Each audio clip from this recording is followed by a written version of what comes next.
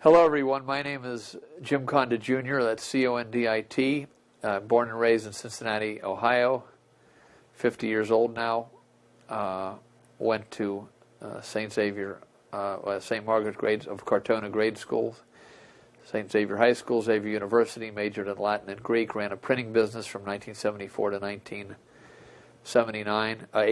74 to 89, went into political and educational things, ran for city council many times in the 80s in Cincinnati, got involved in the vote fraud issue, put out a magazine called All These Things, and I'm simply going to put up a few of these. We only published 7 times in the last 10 years. It's now, we're making this tape on April 8th, 2003. We published in June 1990. We published again in July of 1990. Then we came out in September of 1991. Didn't publish again until the fall of 1998. There's Father Fahey, who we base our political philosophy on. Published again in May of 1999. Published again in... I'm sorry, there was January of 1999 is this one, then May of 1999. And then we published our last issue in November of 1999. Now, we did a special here on a book that was about to come out by Colonel Don Grand Prix, who was the head arms dealer under the Carter administration, or one of them. And we got a call. Now, even though I've only published those 7 times, I've met many of the best people in the country because of those issues floating around. And one of them called me sometime in 1998 after we began publishing All These Things again and said, Jim, I have nothing but the gold for you. I have some research. I don't know if anyone else will put it out. And the reason is because I don't know whether this tape will make more angry the Anti-Defamation League of B'nai B'rith or the Aryan nations. It'll be a contest to see who is more fuming furious when they see that the information on this tape is being put out. I really don't know who will be madder, but they'll both be hopping mad because it destroys the historical official story about Adolf Hitler. We might call this tape The Final Solution to Adolf Hitler, the video. God willing, there'll be a book out. But if there's not a book, the reason we're making this tape is I want to point some young researchers in the right direction, and feel free to beat me to the punch to get this research out. Now, this gentleman, Ratisbone, who is our expert on European affairs, sent me the information for this article, which appeared in the November 1999 issue. It should be called the Rakovsky interrogation in the beginning of World War II. We'll get into that some, but that is just the beginning of it. He told me that this book here, which appeared exactly when, I don't know, because he may have seen a pre-copy of it, First printing was 2000. He saw a pre-copy of this book, Barbarians Inside the Gates by Colonel Don de Grand Prix. Again, he was the head arms dealer under Jimmy Carter to the Mideast, realized something was going wrong. Excellent, excellent book. But Ratisbon was tipped off by Chapter 7 of this book, The Nazi-Zionist Secret Alliance. And it has it starts on page 129 of the book, has 3 subheadings: Adolf Hitler, co-founder of Israel, the transfer agreement, and a new transfer agreement. That chapter tipped off the fellow who contacted me with this research, that there was something more than met the eye to the World War II era, and that's what this tape is about. Here's a pamphlet from 1940, and we cut off the copy here a little bit, but it's Hitler's policy is a Jewish policy, and it was written by P.R. Masson, M-A-S-S-O-N, and Borge Jensen, which you can see there. And it's some back and forth letters to a Jewish publicist. Here's some of the things. I'm going to read you here now quickly some of the things they say here, which is kind of interesting. It says, most Englishmen, they're writing now to a Jewish publicist over the Hitler matter. Now, this is 1940. Most Englishmen have a reasonable sense of fair play, and that includes a repugnance to cruelty of an unreasonable nature. Many of us believe that Hitler's anti-Semitism is merely a blind to cover the fact that he has received powerful support from highly placed financial interests. And then he goes into the fact that these are, in some cases, Jewish interests.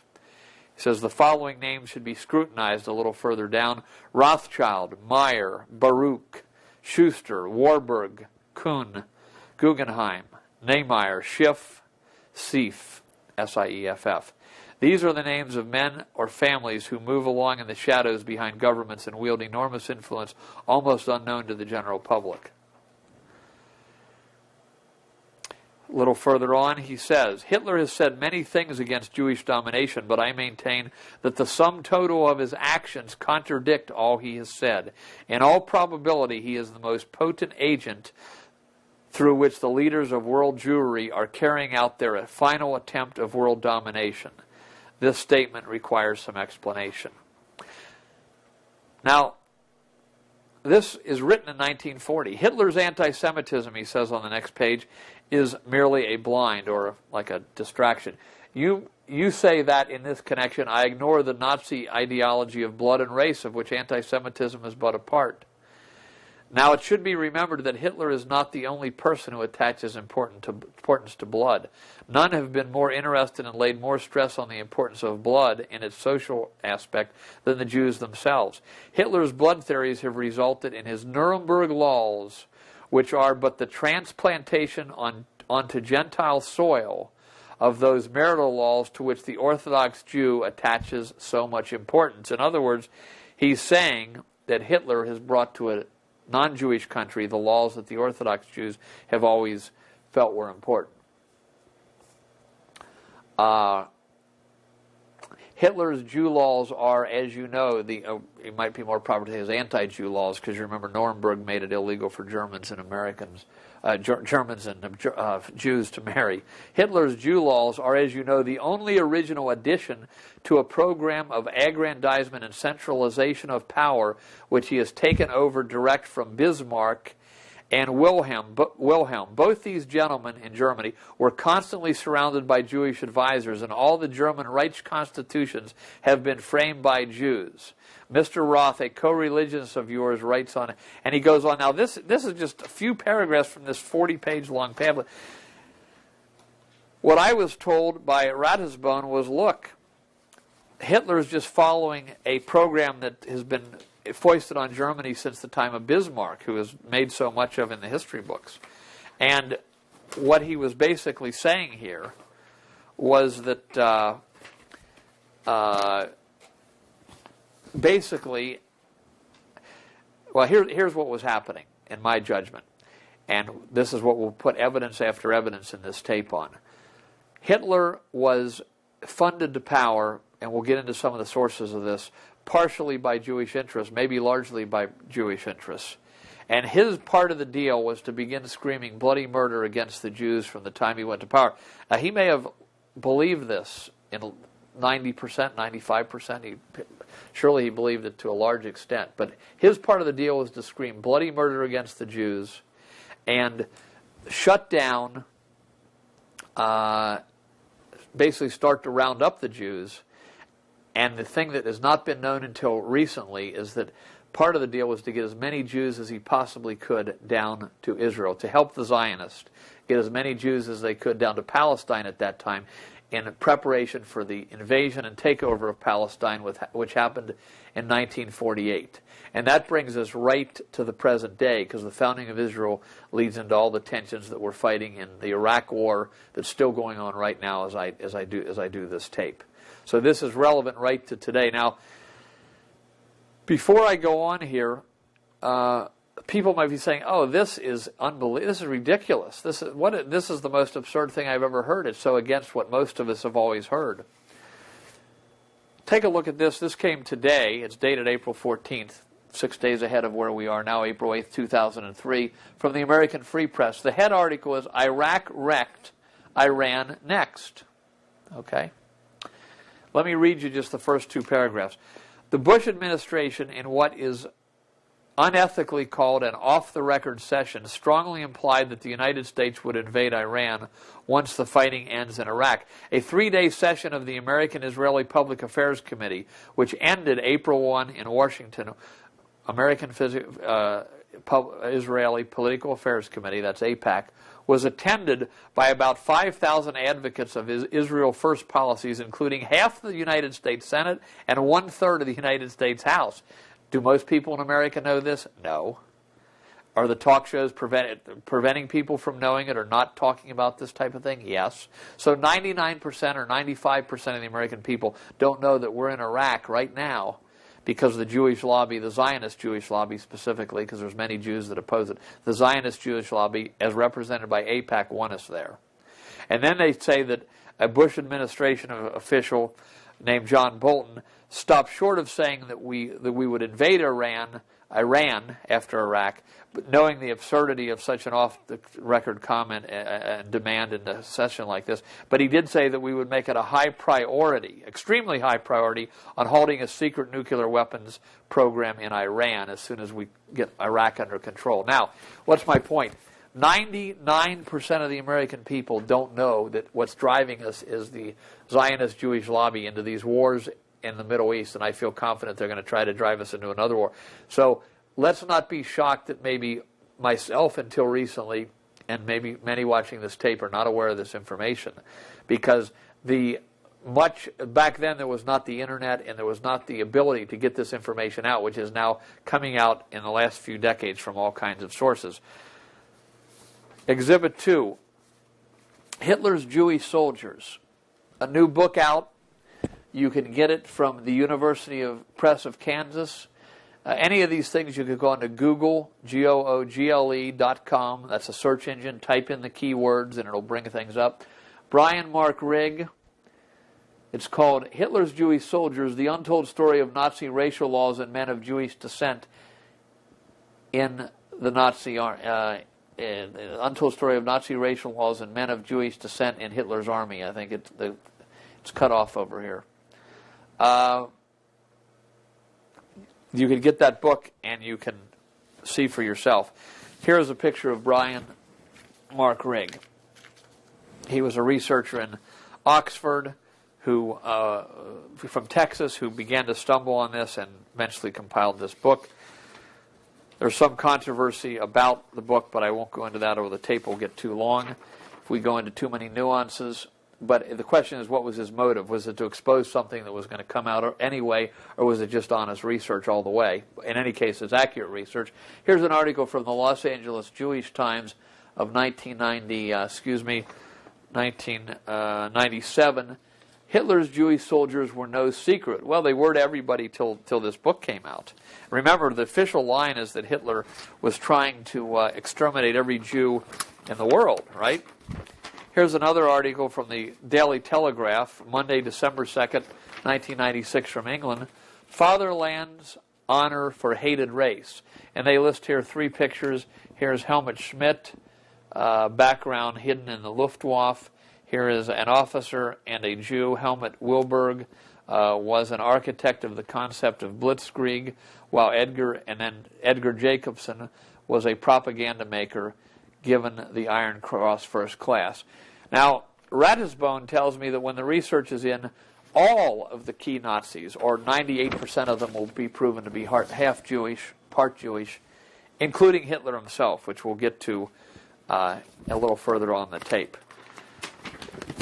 And then we got another article here from the Daily Telegraph, which is the same article. And there we see Jews who wore a Nazi uniform. While these soldiers served in the German army, many of their Jewish relatives were murdered in concentration camps. So, and then they have down here, student's trip to Berlin cinema gave him the story of a lifetime. There's Brian Rigg, a little younger, 1996 or so. And then he ran into some Jewish soldiers who had been in Hitler's army, and then he eventually got 30,000 papers, and this book came out, which anybody can get. Now, how does this fit with the official story of what we've been told? Not too well, I would say. How does we explain that Hitler, and what it came out in the book is that there were I hope I got my numbers right here, 150,000 soldiers who were part Jewish in Hitler's army, 1,100 plus officers, 79 high-level officers, and 9 generals who were part Jewish. That's from the research in Hitler's Jewish Soldiers by Brian Mark Rigg. And yet Hitler was trying to kill every Jew in the world. How does that fit? Another thing I found out, incidentally, one other documentation here. Doug Collins, who passed away a year or so ago, in his book Here We Go Again, refers to some of this research by Brian Mark Rigg. So there's another source for you on that subject. Okay, now, I knew a fact since 1976 that Franklin Roosevelt had closed the United States border to Jewish immigration when he came to power in 1933. Hitler and Roosevelt came to power in the same month, March 1933. I didn't know what to make of that. Why now? I had read years later, I had read the eulogies that came out of the Jewish community, and you would think with Franklin Delano Roosevelt, FDR, they were talking about the second coming of the Savior. I mean, it was so complimentary. Why would FDR close the borders of the United States to Jews the best he could? Some got in, but he closed the borders, making it very difficult for Jews to come from Germany and Europe to the United States the same month that Hitler came to power. Well, what I'm going to tell you is the reason is world Zionism and the World Permanent Revolution, the Bush faction, if you will, the Freemasonic Anglo faction that works with world Zionism for many generations now.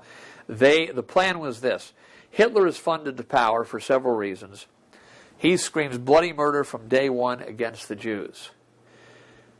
Starts to round them up. Franklin Roosevelt closes the border in the United States. So the point is that when Hitler begins to let some of the Jews out, then they only have one place to go. And that is, there's only one place they can easily go to, and that is to Palestine. That's the meaning of Franklin Roosevelt closing the borders. The explanation given is, anti-Semitism was sweeping the United States too. Let's talk about this book that just came out recently, IBM and the Holocaust. Excuse me, we're going to keep moving the documentation along here. IBM and the Holocaust, I believe, came out in 1999. By Jewish scholar Edwin Black. It's called The Strategic Alliance Between Nazi Germany and America's Most Powerful Corporation. It also comes with a set of tapes, audio tapes, in which I think if you listen, you'll see that the historian is also quite an actor for some of the things he tries to pull over. His facts are on target, but you got to read between the lines once you know the information I'm giving you here. Because he paints Thomas Watson of IBM as like the most evil guy in the history of the world. He wants you to believe that IBM was a big Watson of IBM was a big anti-Semite, went over to Germany, and started to help. This is 1933, the very month, March 1933, the very month Hitler comes to power. Thomas Watson lands in with IBM in Germany and starts helping Hitler catalog every Jew in Germany on IBM punch cards. That's what this book is about. That's what IBM and the Holocaust is about, is they were there to help Hitler catalog every Jew in Germany. Now, we're supposed to believe that the Germans were demanding, hey, we can't stand these Jews, somebody identify them and round them up. But that was not what was happening. People that were in Germany at that time will tell you they noticed the Jews started to be rounded up, but they were not demanding it. The common people were not demanding it before Hitler came to power and started screaming about it. Of course, the Germans wanted their country to be raised because they had been humiliated by the Versailles Treaty. But what was happening, I will submit to you, is that the top Jewish financiers, the Rothschilds, had lost control of the Jewish people, and they needed to round them back up and get control over them so they could get a lot of them to move where they did not want to move, which was down to the Middle East and Palestine to fight the Arabs in the sands for the rest of their life. They didn't want to go there. And they needed a way to make them go there. And I'm telling you on this tape that the financing of Hitler and IBM landing to help Hitler. Keep in mind, the New York Times through all this time is right there in New York City with thousands of Jewish informants around IBM. Never run anything about this. No news. No news of significance. And Watson, as he documents in here, goes back and forth to Germany dozens of times getting awards and helping Hitler because it wasn't, so there may have been Germans who didn't like the Jews present. I don't know. I'm sure there were. But the impetus, the organization, the motivation, the financing came from the Jews who needed to get back control of the Jewish people to go down to Israel. Now, there's a Jewish author named Israel Shahak. Perhaps some of you have heard of him. And he wrote this book called Open Secrets, but he wrote another book called Jewish History and Jewish Religion. This book is Open Secrets, but his other book that you want to get for this study is Jewish History, Jewish Religion. Israel Shahak died at 85 years old a few months ago, maybe a year ago in Israel. He was a renegade from the Zionist establishment. Israel Shahak tells us that in the Middle Ages the rabbis kept close tabs on and exploited the Jewish people in the ghetto. And what was happening with Zionism and Nazism in World War II was to get control of a people that were perhaps intermarrying too much, coexisting too well, shall we say, assimilating to some extent into the population. They wanted to stop this and to get back the Zionist plan to take over Israel again in the Middle East, to get that on track. Now, so Shahak goes into this. The way I've analogized it to people is like this. If somebody came to you and me and said, hey, we got a really good program going in Antarctica. It's really neat. We got building things. It's something you'll be in on the ground floor, and you and I might say, well, no, I have a family here, and I got my business, and well, we got to keep doing this, that, and the other. I can't really go. Okay, now 6 months later, you and your family are rounded up, thrown in a concentration camp. Maybe along the way, somebody dies because of harsh treatment or whatever, not proper attention to disease or whatever the case may be in some cases. And now the same people come back to us and say, hey, now you've lost your home, you've lost all your possessions, you're in a concentration camp. Hey, now we still have that project in Antarctica. Would you and your family like to go? Then you might say, well, maybe I can fit it in now. Maybe I can make time. And that's what was happening. And tens of thousands of Jews then left Germany and went to Palestine, again in anticipation of the invasion of Palestine and the takeover of Palestine by Israel in 1948. How do we know some of that? Here's another source, very important. This is from the Journal of Palestine Studies. It's still available on the internet. You can find this group, and they published In 1976, an article called The Secret Contacts, Zionist-Nazi Relations, 1933 to 1941, by Klaus Polkin. Okay, now this article tells about, for instance, the first ship that left, well, let's say first this. Hitler, when he came to power in Germany, closed down every Jewish paper right away and threw the leaders most of the time in jail, except one. He left the Zionist paper open.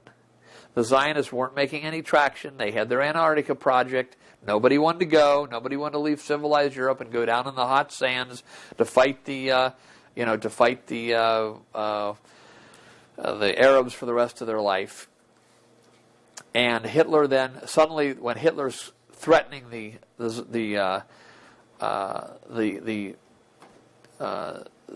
Jews in Germany, suddenly the Zionists, their fortunes go way up.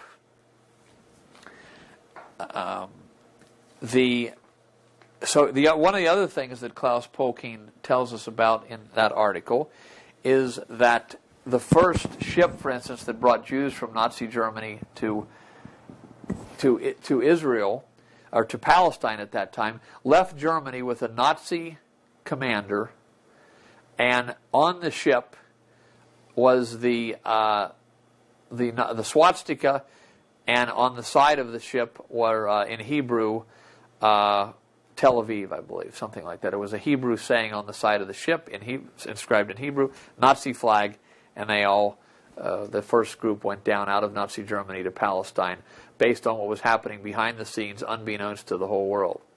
So what I am suggesting in this tape is that Nazism and Zionism are two sides of the same program, kind of like the Democrats and Republicans, except people were getting killed and rounded up and a lot more serious than we have going on in America.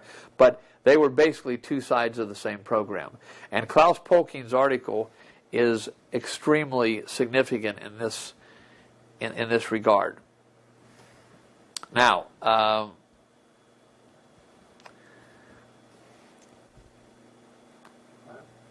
okay, now I'm going to read you something from The Secret Contacts, Zionism and Nazi Germany, 1933 to 1941, which is what for some reason, that's on the inside of the magazine, which is a little different than what they have on the outside. Klaus Polkin again. And here's the beginning of the article. Anti-Semitism became official German government policy when Hitler was named Chancellor of the German Reich on January 30th, 1933. The spring of 1933 also witnessed the beginning of a period of private cooperation between Zionism and the German fascist regime to increase the inflow of German Jewish immigrants in capital to Palestine. The Zionist authorities succeeded in keeping this cooperation a secret for a long period, and only since the beginning of the 1960s have criticism of it been expressed here and there. The Zionist reaction has usually consisted of declarations that their one-time contacts with Nazi Germany were undertaken solely to save the lives of Jews. But the contacts were all the more remarkable because they took place at a time when many Jews and Jewish organizations demanded a boycott of Nazi Germany. Now, this is very important. On the occasion of the 16th convention of the Israeli Communist Party, a paper was submitted at the outset of the conference in which it was stated that, quote, after Hitler's taking of power in Germany, when all anti-fascist forces in the world and the great majority of the Jewish organizations proclaimed a boycott against Nazi Germany, contacts and collaboration between Zionist leaders and the Hitler existed between Zionist leaders and the Hitlerite government. And then they go on from there. If you think these little things I'm reading are bombshells, you should see the whole article. Let me read another part here. In connection with, now when Hitler came to power that month also, Samuel Untermeyer in New York City called for a worldwide boycott of Jewish goods. And anybody out there that wants to defend Hitler, here's the question I want to pose to you. Here's Samuel Untermeyer, worldwide boycott, Jewish boycott of German goods because Hitler's so anti-Jewish. Well, this is from Klaus Polkin article, page 65, that 1976 edition of the Institute for Palestine Studies magazine. In connection with the emigration to Palestine that had been caused by the Havre Agreement, the Zionists established their own Palestine shipping company, which brought the German passenger ship Hohenstein and renamed it Tel Aviv. Well, this is what I told you about before. This ship embarked on its first trip from the German port of Bremerhaven to Haifa at the beginning of 1935. On this trip, the ship bore on its stern the Hebrew letters of the new name Tel Aviv, while from the mast fluttered the swastika. A combination of metaphysical absurdity, wrote one of the passengers later. The captain of the ship, Leedy, was a registered member of the Nazi Party. Not so absurd as that passenger thought. Many of the everyday Jews were caught in this whipsaw. The Havre Agreement was, in effect, what is called the transfer agreement. Again, I could spend the rest of the tape reading you bombshells out of this article by Klaus Polking. Most of this information has come from socialist-leaning Jews in the last 40 years who were mad as heck that what happened to their people, basically, when Hitler rounded them up. So let's move to, what I'm going to now give you some solid documentation to look at regarding the transfer agreement, which is, while this boycott was called by Samuel Untermeyer, Hitler concluded an agreement with the Zionist company Havre, H-A-V-A-R-A, I think it was, and they shipped a lot of German goods through this Havre company, and then they were resold to other companies. So in effect, the German goods were being sold at 70% of retail. The Havre company was marking it up to 30%, and the Zionists made tens of billions of dollars through this transfer agreement in preparation to prepare for the takeover of Palestine.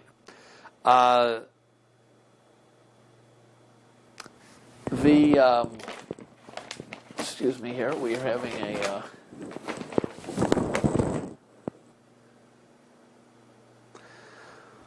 Okay, so let's not rely just on Klaus Polking's 40-page article in the Institute for Palestine Studies.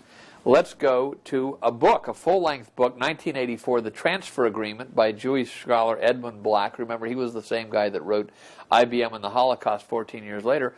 The untold story of the secret agreement between the Third Reich and Jewish Palestine. What this tells about is how the goods were transferred down through this transfer agreement company, Havre. Some of it sold to other countries to, quote, break the German boycott. Now, here's my question to people who want to say, oh, no, Hitler just wanted to, he just wanted the Jews out of Germany. The Zionists wanted the Jews out of Germany to get them down to Israel. So this was a marriage made in heaven, in effect, for both sides. Well, did Hitler ever complain in a public speech about the transfer agreement? And I'm saying I believe at this point he did not. Maybe somebody can prove me wrong. He did not explain it to the German people, and he did not complain about it because he was in a deal with the Rothschilds and the Warburgs and those who funded him to the top.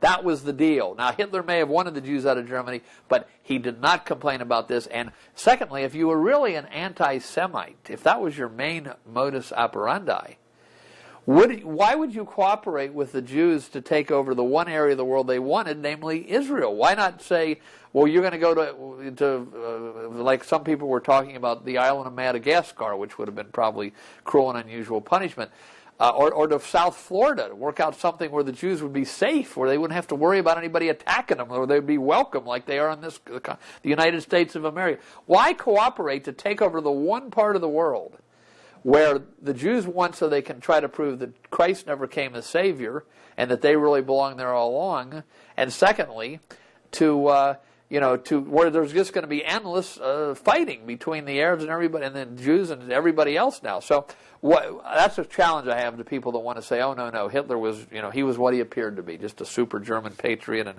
everything was as we've been told, pro or con. Now, again, back in when Hitler started this roundup, guess who was helping to round up a lot of the Orthodox Jews and Jews in Germany? I know a lady who was in Germany said, yes, she says, yes, we noticed that Jews began to disappear and be rounded up. Well, in the book by Rabbi Schoenfeld, The Holocaust Victims Accuse.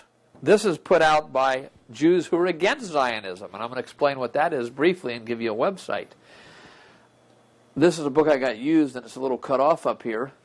And it was written by Reb, which is what some of the Jews call their rabbis, Reb Moise Schoenfeld, and he is documents and testimony on Jewish war criminals. He testifies that Jewish police helped Hitler round up Jews to put in the camps.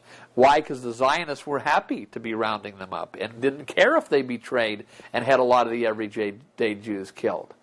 You see. Now, all Jews, this is a little tough in this tape to get into everything about the theological and historical backgrounds, but when people talk about Jews and the Jews talk about Jews, you could be talking about them under the auspices of a race, which is a very confused thing. Some people say there is no Jewish race, but under race, under culture or ethnic group, or under a nation, you might say, or a religion, I should say. Actually, a religion was way before there was a nation of Israel. So some people could say religion, but when you talk about Jews, Zionist Jews, they're the Jews who wanted to have a homeland reestablished in Israel. There are Jews who are absolutely opposed to this. That's where I got this book. The Holocaust Victims Accused by Rabbi Schoenfeld is from a group in New York City, and you can go to their website, which is JewsNotZionist.org. That's easy to remember. Jews, not one word, that's spelled as one word. JewsNotZionist.org.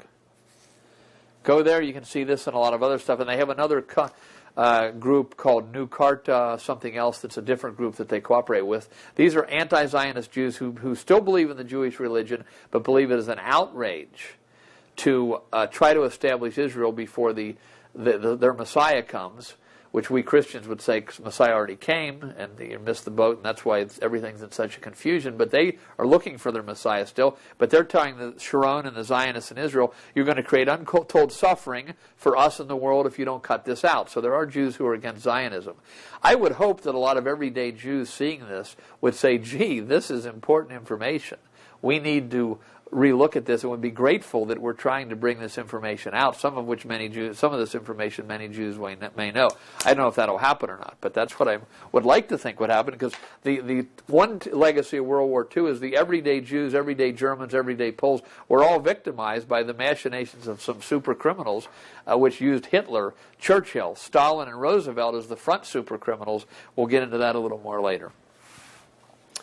Okay, now let's move along to Hitler's Jewish connection. We're going to get into a lot more documentation, but was Hitler Jewish? Here's a book that came out in the 30s. I just have a copy of it here, but it's called Hitler's Youth by Franz Jetzinger. In here, he does the family tree of Hitler. Here's a picture of Hitler as a youth that might be a self-portrait, not sure. And he goes into Hitler's genealogy, and he did some tremendous research showing that there was, whenever anyone went into Hitler's genealogy, they, excuse me, I'm looking for the chart, which may not be that helpful, but maybe I'm not going to find, there it is. That it often came out that Hitler's grandfather of his dad, his grandfather, was very mysterious, and the evidence pointed to his grandfather being a Jewish banker. This book came out in the 30s, and he goes through the whole family tree. Ratisbon, my source for much of this information, or very much of it, tells me that he believes that when the research is finally done, because Hitler did a lot to destroy the genealogical records in his birthplace, which was Brunau on the Inn in Germany, he believes that his mother, Clara Pohlz, P-O-H-L-Z, or P-O-H-Z-L, and there's different spellings of it, but Clara Pohlz, that her side of her family will be proved to be Jewish too, in part. So this was, just want to mention this as a source. People can get it and read it themselves if they wish. It's available, but this came out in the 30s. Another book came out in 1964, and this book was called, and it's still in Germany. If we got any enterprising people that know German that would be willing to translate this into English, came out in 1964, Bever Hitler kam. It's still in Germany. It means before Hitler come, or before Hitler came. Written by a Jewish school teacher in Germany in 1964 called Dietrich Bronder. He says what Ratisbon told me, that many of the high officials in Nazism were part Jewish, that they worked together with the Zionists, that they persecuted the everyday Jews with the Zionists. This book was quickly suppressed. It was never brought into English. We need to have this book in English, or we need someone who reads German to read it and give a more complete history of it than we have been able to get to this point. But here's another book that is just big book, hundreds of pages, bombshell after bombshell, I'm sure. Now, we got a book recently. People might say, gee, is he just, if you only had two facts, you might say, well, something else might be happening here. But when you have fact after fact after fact,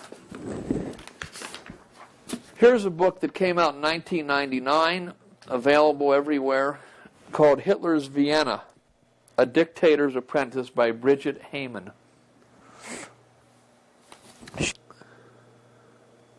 Now I'm going to read you a few things from Bridget Heyman's book, Hitler's Vienna, because it deals with Hitler and it was Hitler Jewish.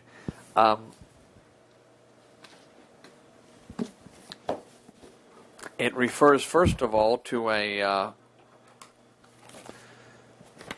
book by Hitler's lawyer for much of the Third Reich, or a pamphlet, actually. And this guy's name was Hans Frank. Hans Frank, F-R-A-N-K.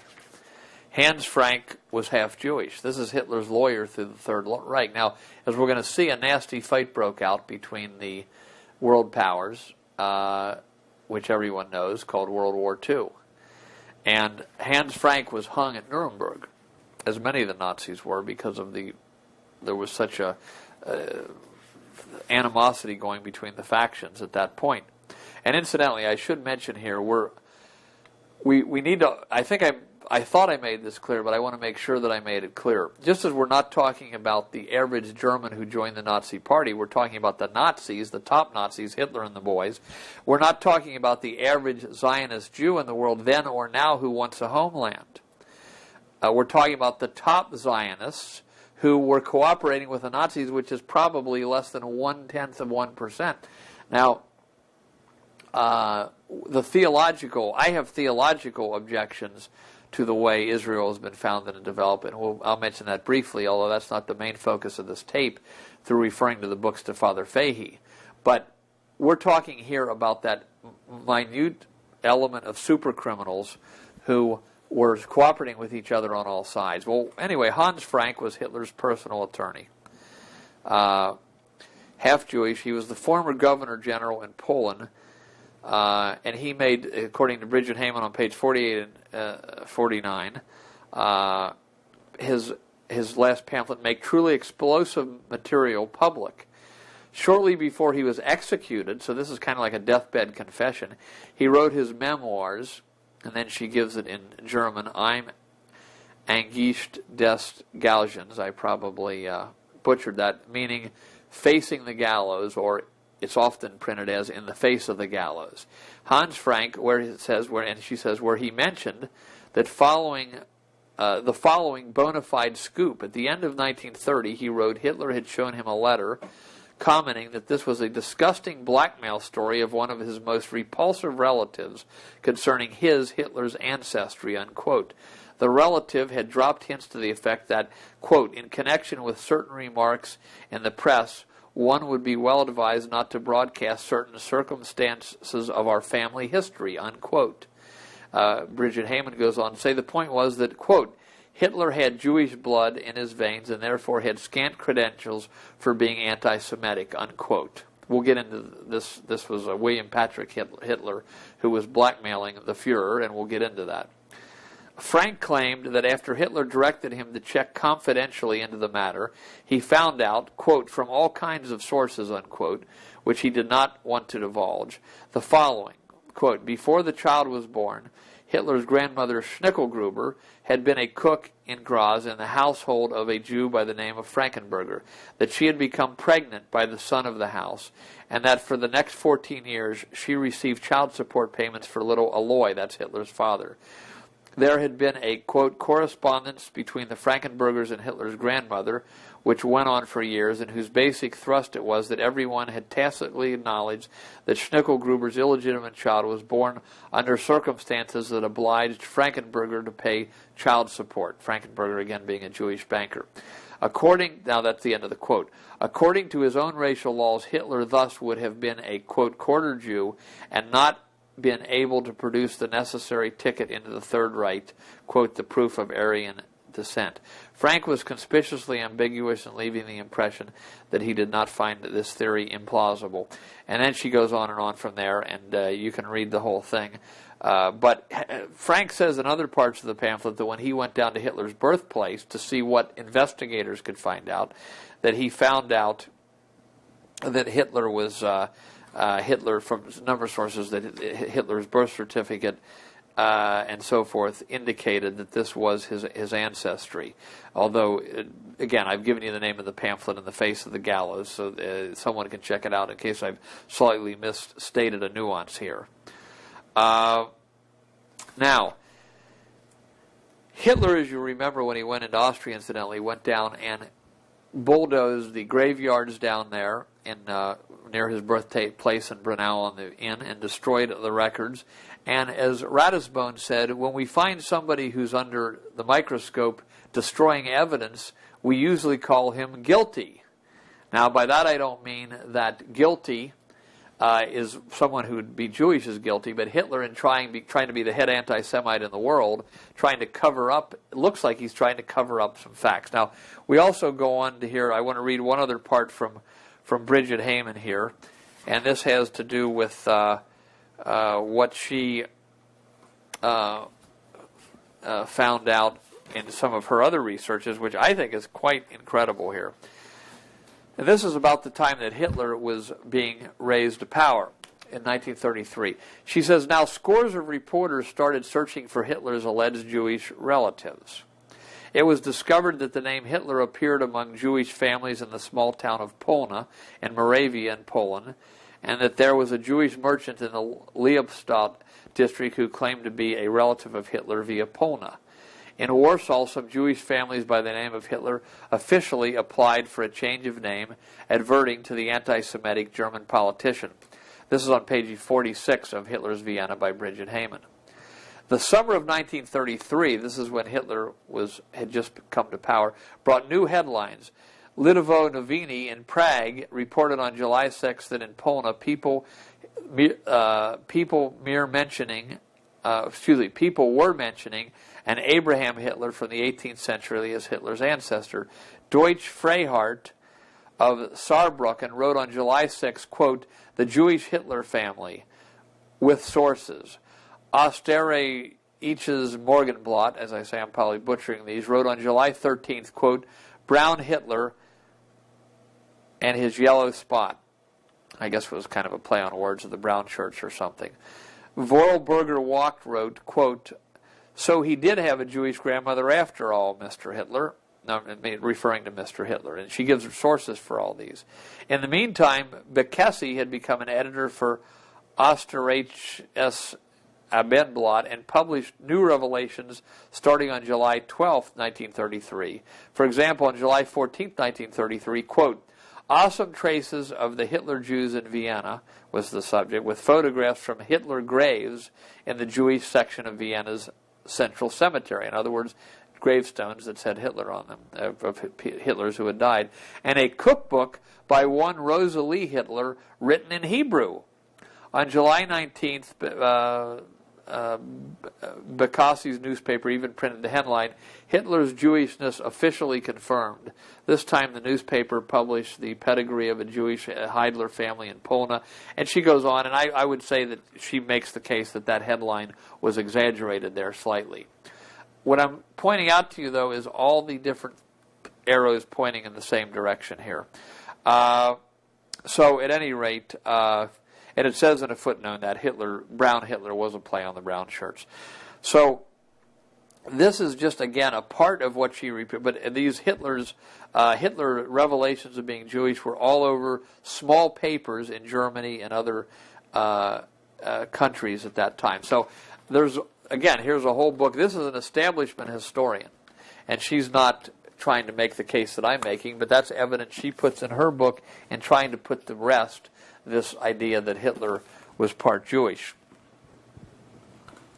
Okay, now, Nord Davis, who's now passed away in the 1980s, came out with a series called Star Wars, and it was actually his books that first, I'll put up there were several versions that came out. This was the earlier version, you might be able to tell, but he came out with a ton of documentation. It was really a ton of documentation, and a lot of the books that we have here, he somehow found, and that you're going to see. We'll get back to the Star Wars later in some of the revelations that Nord Davis makes. Now let's move on to another source regarding Hitler. Let's put these two things up here. There's a book that came out last year. I believe it was in 2001. No, it came out in January 2000. Time flies and I lose track of time. This book was called The Last of the Hitlers. Just came out, written by a fellow named David Gardner, Gardner. Again, if you go to google.com on the internet, put in some of these keywords like Last of the Hitlers, David Gardner, and stuff will come up all over the joint. And he has a whole chapter in this book called Was Hitler Jewish? Now, I kind of think that the publisher messed with his book, because when you read that chapter, you kind of go through and you say, gee, did the author forget what he was writing about? It's like somebody took his information and jumbled it up so that it wasn't understandable. I'd like to get in touch with him to see if this is a good reason why if you publish your own book, the researcher that I'm looking out there that might take this research much farther, publish it yourself. There's a process now called on-demand printing that IBM or many small printers do. You go publish your own book. You can publish 5 at a time once you scan the pages in, and that's the way to do it so you don't have your chapters jumbled up. But the more revealing thing was, let's look at this thing here from CNN. There's David Gardner appearing on CNN with Paul Azan, and I want to read you a part of we'll leave that up there. I want to read you a part of the interview with David Gardner and Paul Azan. The interviews were more revealing from Paul Azan, and then I'm going to tell you one I have on tape that was done with Judith Regan of Fox, whose show used to be on at night. Here's the part of the interview. Zahn says, tell us, this gets back to this blackmail of Hitler by William Patrick Hitler, an part Irish Hitler. One of Hitler's relatives went and married an Irishman, and this William Patrick Hitler came out of this. Paul Zahn, CNN. Tell us a little bit about this blackmail letter that you learned of. Who had the letter and what did it tell us? So Gardner, David Gardner, whose picture we had up on you just saw a minute ago, said, well, William Patrick Hitler, as I said, was working in Germany in the 30s, and he'd gone there hoping to benefit from his uncle's position. At that time, having a Hitler in Germany, there was a good chance he was going to get a good position. But he found out that he was kind of knocked around. He worked in a lowly bank job. He worked at a car factory, never really getting any decent money or any position.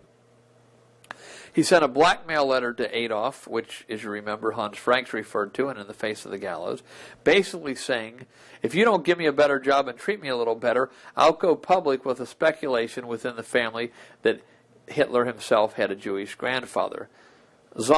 Paul Zahn, whatever became of that threat? David Gardner. Well, in fact, Hitler kind of bowed down to it, this lowly nephew, and did give him some money. Which is kind of curious. I mean, of all the terrible things that Hitler did, the one person that stood up to him seems to have been his own nephew, and who went away with the equivalent now to $250,000.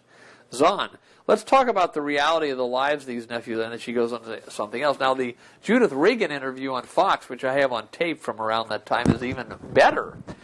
In there, she says about this letter, she says, so Hitler paid this guy the equivalent of William Patrick Hitler, the equivalent of $250,000 to keep quiet about this Jewish ancestry thing. And Gardner says, yeah, and she says, so it was like a payoff? And Gardner says, yeah.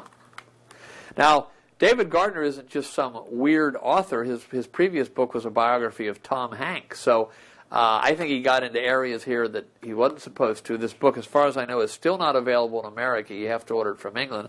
I think he stumbled into some areas, and it was about the three last Hitlers that he could find who were living in New York City. I think a few of whom are still alive under a changed name. So anyway, there you have it. There's another bombshell book that's out recently, and you can go ahead and look it up for yourself. The big bombshell in that book, though, something that did come out in his chapter, was Hitler Jewish, and this is critical. Ratisbon lays tremendous importance on this. There was a Catholic leader of Austria named Dollfuss, D-O-L-F-U-S-S, who did not like the Nazis, and for good reason, and many reasons. And what Dollfuss, when Hitler came to power, like we're going to get into in a little bit, was, what's going on here?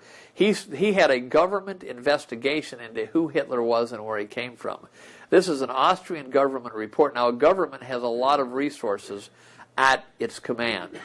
And the government report, the Austrian government report, concluded, among other things, that Hitler was the grandson of one of the Rothschild bankers. That's in the book Last of the Hitlers by David Gardner, that Hitler was the grandson of one of the Rothschild bankers. If you punch in, you'll find more stuff on this on the internet. That's an Austrian government report. The Nazis assassinated Dollfuss in 1935, and as I say, when Hitler went down into Austria, he destroyed all the graveyards and so forth around where he was born.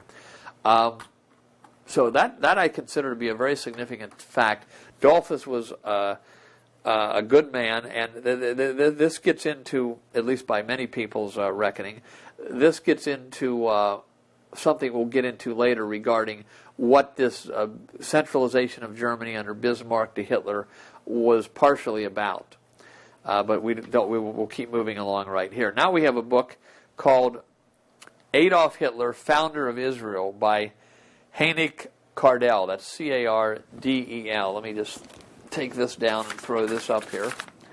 And there's not the greatest, a lot of these books we have Xerox. This book now is available, though, I believe, on Amazon and a lot of other places.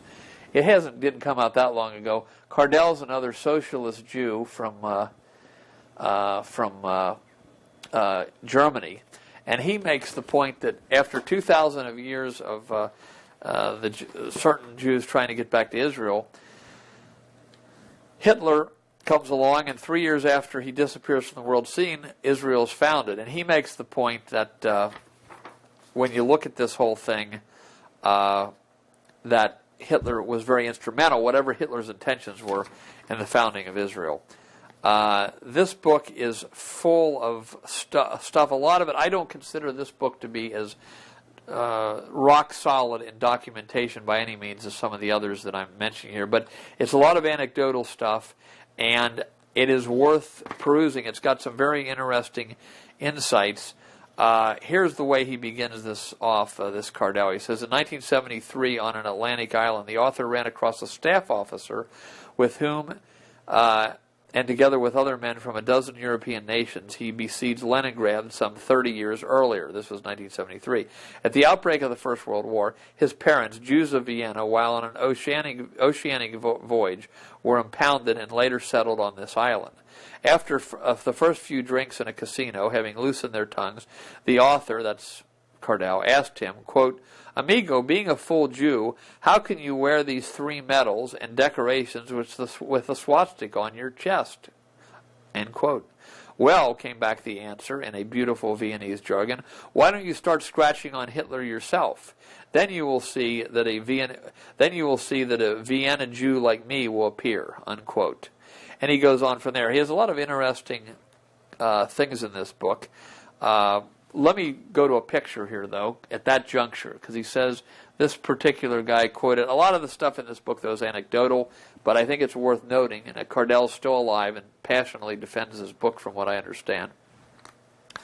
Here's a picture of Hitler before he became Chancellor shaking the hands of Hindenburg, who was the previous head of Germany before Hitler. This is not a proof, but I see here this picture's famous. You can get it on the internet by going to google.com images and put in Hitler Hindenburg. I see here a body type that is definitely a Prussian man in Hindenburg. And over here, I might imagine that I see a little Sephardic Jew type of a person shaking hands with him. This is not a proof. Of course, some people said Hitler's mustache was to blunt the Jewish type nose that he had from being as prominent. These are not proofs, but I just present this picture to you. Otto Strasser, a rival of Hitler, who we'll get into later, said that Hitler was always very obsequious around Hindenburg when he was trying to, hoping to succeed him.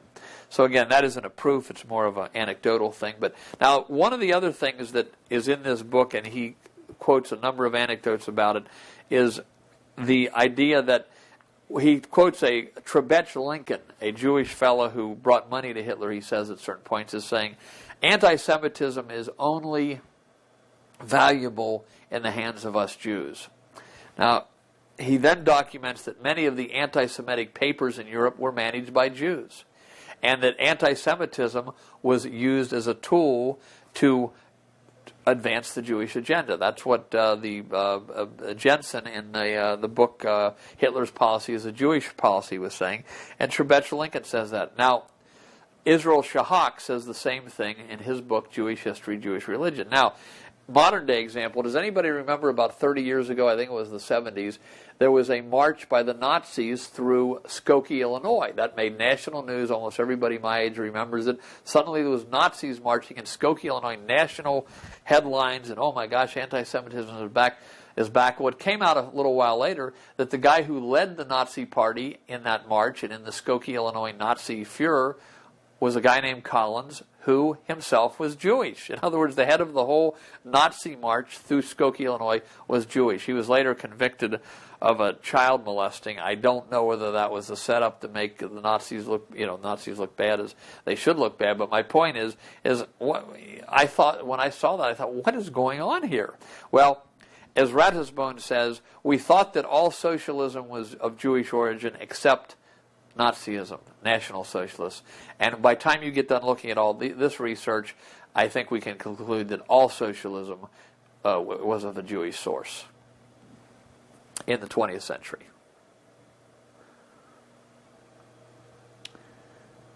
Now, in a minute, we're going to finish this section off by reading from The Jewish Connection, a book put out in the last few decades, probably about 1970s, by Amherst Goldberg, which is just a lot of fun facts about the Jewish connection to things and the Jewish connection to Hitler in this book.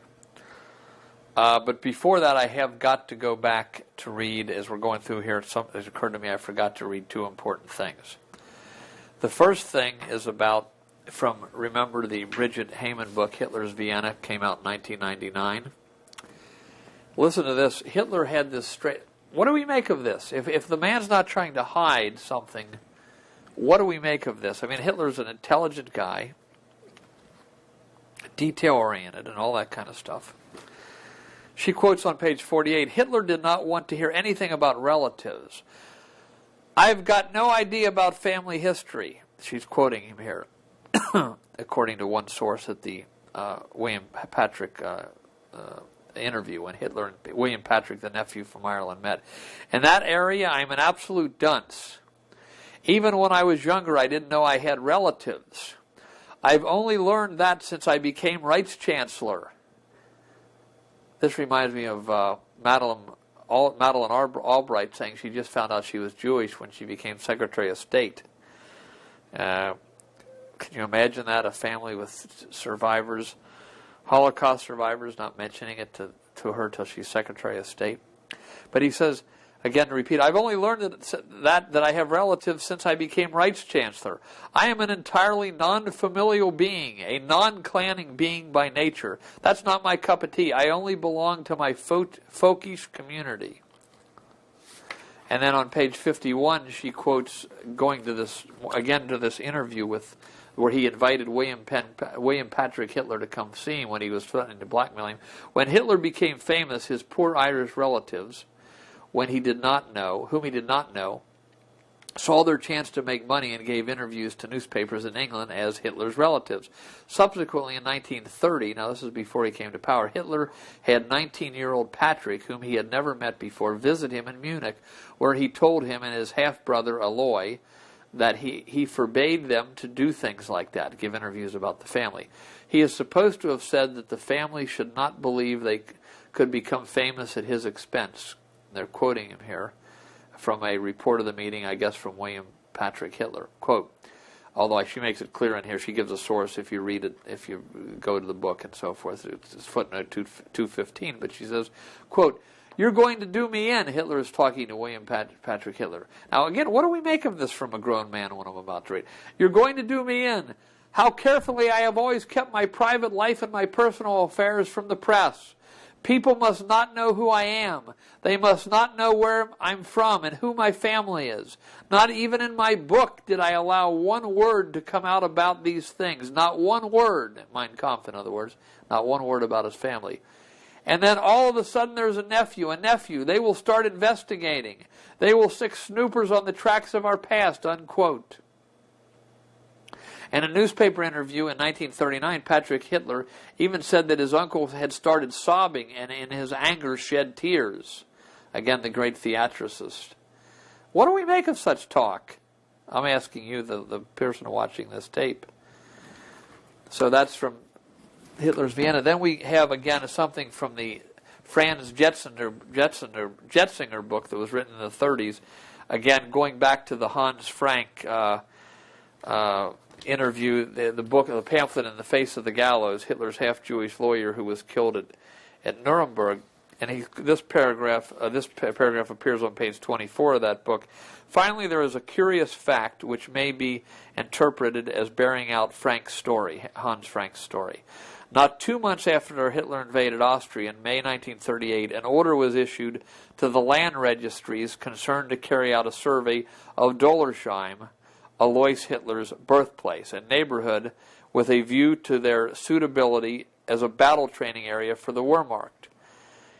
In the following year, the inhabitants of Dollersheim were forcibly evacuated, and the village, together with the surrounding countryside, was blasted and withered by German artillery and infantry weapons. The birthplace of Hitler's father and the site of his grandmother's grave were alike rendered unrecognizable. And today, this whole tract of what was once fertile and flourishing country is an arid desert sown with unexploded shells. But an area so closely associated with Hitler's family could not have been used for battle training without his knowledge and permission. Then why did he give it? Or did Hitler himself initiate the order for the destruction of Dollersheim out of insane hatred of his father and the desire to erase the shame, quote-unquote, of his Jewish blood? Or just the fact, if just the whole area discredits him as the head anti-Semite in the world. So the reason I went back to read that is that it demonstrates, I want to demonstrate that there's a lot of flesh on these points I'm bringing you, and I don't have time to read it all.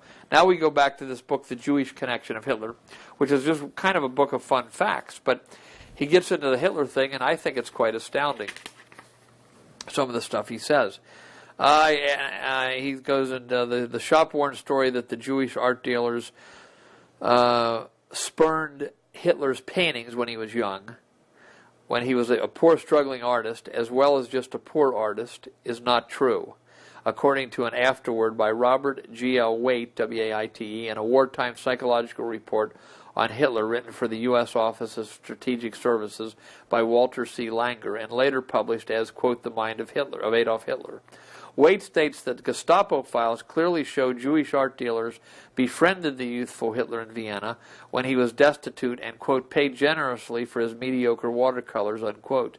Indeed, most of the paintings Hitler did sell were bought by Jewish dealers.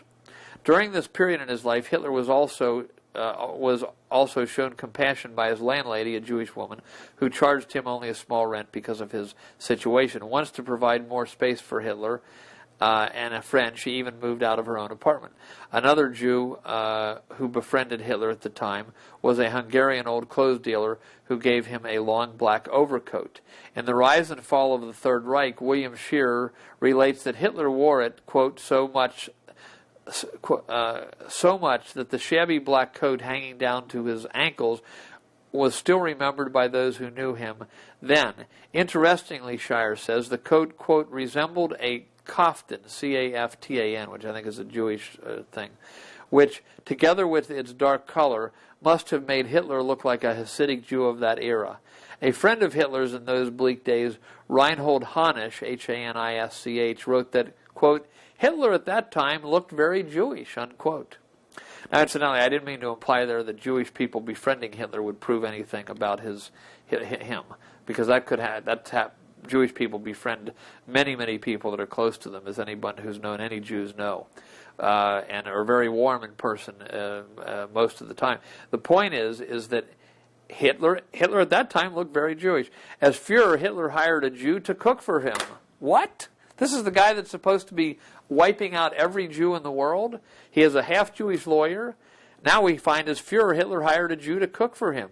One Fraulein Kundi, who was K-U-N-D-E, who was sent to Hitler by the head of Romania, who, like Hitler, had stomach problems. And when Himmler questioned the suitability of Der Führer's having a Jewish cook and suggested that she be removed, Hitler became furious. A Jew even figured in Hitler's rise to power as a lance corporal during World War I. Hitler was awarded the Iron Cross first and second class.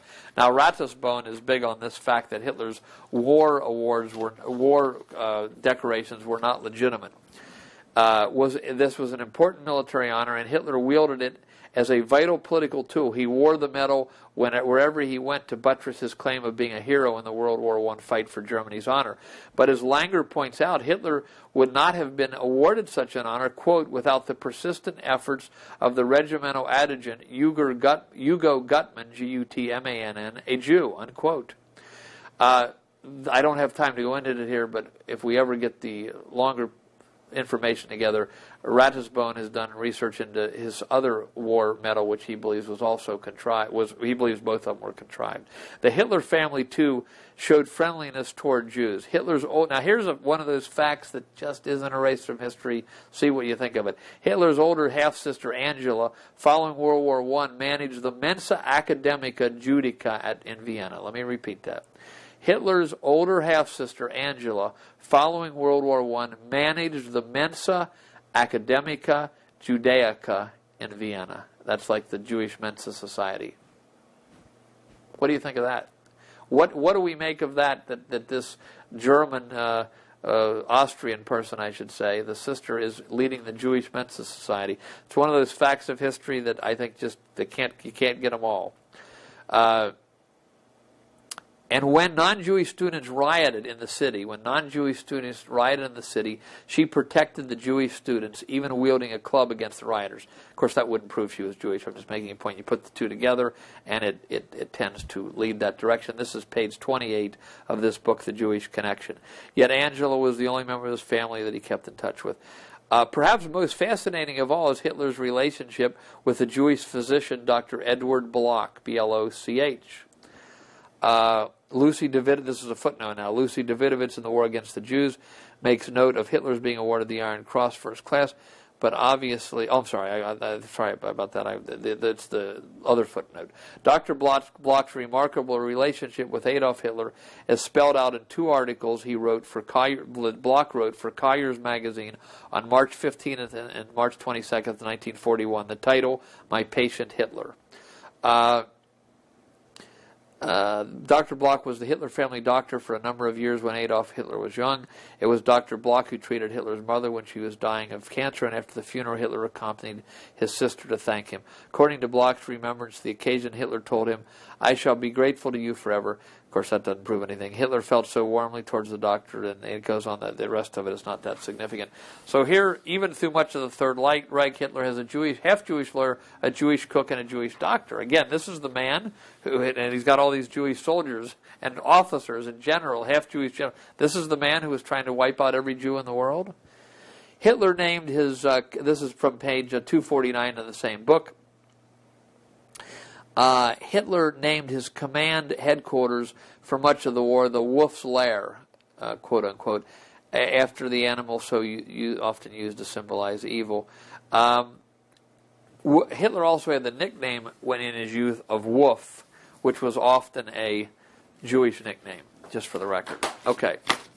Now, let's see. We want to move now on to two other things. One other thing here, and that is that Hitler, in David Irving's book Hitler, Hitler's War, he says that Hitler never let anyone see him naked, not even medical people. Well, there's been a lot of different explanations of this, but I would say this as a possibility. A circumcised man in pre-World War II Germany would have been recognized as a Jew. So that might have been the motive, that Hitler wouldn't let anyone see him naked. Okay, now, let us move on to the Rakovsky interrogation. Here is a title that a cover that we made for a book that we are working on, although who knows if and when that'll ever be out, where we can find the time.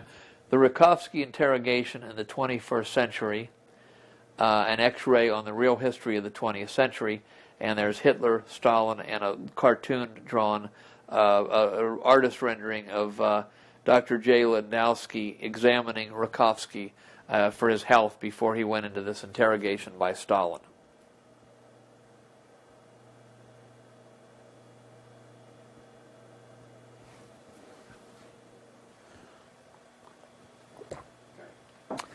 Okay, so now we're back to the Rakovsky we had November 1999 issue of our newspaper, All These Things. Again, we had the Rakovsky interview in the beginning of World War II. This is where we're going to kind of pull it all together regarding what Hitler was about in the next section, but it would have been better to call this the Rakovsky interrogation, because he was in the midst of an interrogation for his life.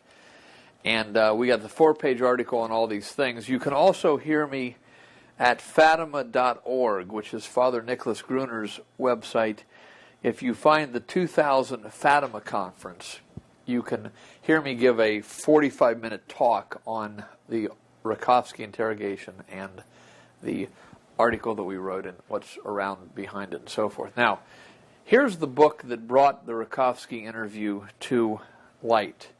It is called Red Symphony, and a Spanish fellow, we go into it in the article in here, Landowski got out of his imprisonment by Stalin and brought a carbon copy of the interview he was asked to type, and eventually it made its way to Spain, where it was published, and eventually in 1967, 20 years later, 25 years later from when it was found, it made its way into the English language. Here's another book that the Rakovsky interrogation appeared in, which was Towards World Government, The New Order, and Deirdre Manifold, an Irish author who's now in her 80s, published a lot of the Rakovsky interrogation in here. One of the things that occurred to me when I first heard of this was, gee, is this a real book? I mean, is it a real man? And so we finally found in the book Hitler and Stalin, which I'm struggling for right now. Oh, here it is. We finally found in this book, Hitler and Stalin, a picture of Rakovsky carrying a funeral situation. It was a funeral. He was carrying a casket with Stalin. And also you will find, I'm going to look for that picture for a second. Also you will find in the book, of Trotsky's book, which is called, I can't remember what Trotsky's book was called. I think it was called My Life or My Biography. Trotsky writes about how important Christian Rakovsky was to the revolution. Trotsky was the communist, one of the founders of communism. Here, I don't know. Here is the funeral, the picture in the book Hitler and Stalin by Alan Bullock. Here's the picture, and there is the casket. They're all carrying the casket. There's Joseph Stalin, and right behind him there, you can only see part of his face, is Christian Rakovsky, who was a top-level Mason, top-level Jewish operative, and really a gentleman conspirator, if you will, or a gentleman banker type of a thing. Now, let's get to the... I'm going to quit looking at notes so much here and give you Ratisbone's summary of what happened here. When communism was founded in 1922, then... Excuse me, in 1917, when the communists finally took over from Stalin... when the communists finally took over from the Tsar of Russia, the Tsar was overthrown. Stalin and people like him were in the Tsar's secret police, though, and that's another story in itself. But when the Tsar was overthrown, Lenin was the head of communism, we know. Now, Lenin, it's been revealed in Jewish papers since that time, was himself at least one-fourth Jewish. Communism, like Zionism, is basically a Jewish phenomenon. We could get this probably a subject for another tape, and there's distinctions to be made and all that. I can't make every distinction in this tape, so forgive me for that. I'm sure people could argue with various things. We're not trying to oversimplify. We're just trying to get through a basic story here. It's kind of like a high school history book, but it's one that's a lot more accurate. When the communists took over Russia, incidentally, to show you how bad it was, in the book The Rulers of Russia by Father Dennis Fahey, which we have right here, he goes in from many sources of how heavily Jewish, like 80-90%, the leaders of communism were. And he quotes a Douglas Reed, who was the author of Far and Wide, in a book we're going to look at in a minute, a very famous historian who once worked for the London Times. He quotes in there that at the time of the Russian Revolution, many of the Jews were flown in from New York City and couldn't even speak Russian. So that's what happened when the Russia was taken over by the Communist Revolution. Anyway, at the time, this is history. I went through Catholic high school, Catholic grade school, Catholic college. Never heard this story, but at the time, at the end of World War I, after Russia had been taken over, the leaders of the World Revolution, the Rothschilds, the Schiffs, the bankers who fund communism, Jacob Schiff and so forth, they thought, hey, Europe is in ruins, everybody's exhausted, let's just take the peasants of Russia and march over and take over all of Europe right now in 1917. Let's just get the job done with. So they started with the NKVD, or what would come to be called the KGB and the secret police, with machine guns at the back, as often was done to keep the peasants moving forward in every army. They started to march them west to take over Russia, to take over from Russia to take over Europe. Now, in anticipation of this, many of you have probably heard of this, but I never knew what to make of it or why it happened. Bela Kun and the communists took over Budapest, Hungary. Communists took over Munich, Germany, and this is going to relate back to Hitler in a few minutes. And they took over several other places in Europe. Why did they do that? They did that because they were anticipating that the communist armies would come across and be there in a few months. So they took it over, and they were waiting for the communist armies to come. Now, the Poles, who were very poorly, had almost nothing but forks and knives to fight with, put up a tremendous fight against the communist forces along the Vistula River in the area of 1919 to 1922. Again, I'm going to refer to the Encyclopedia Britannica for exactly the dates. But they put up such an unexpected, tremendous fight that enough confusion was thrown into the communist armies that the peasants were able to throw off the secret police behind them with machine guns and kill them. And so the Russian peasants, who couldn't have cared less about getting killed marching to take over Europe, stopped and marched back to Russia. And the Poles had a tremendous victory. The Poles had all kinds of prayers going, rosary processions. Cardinal Ratti, I think at that time he might have been a bishop, who was eventually to become Pope Pius XI. Here's a picture of Pope Pius XI as a younger man.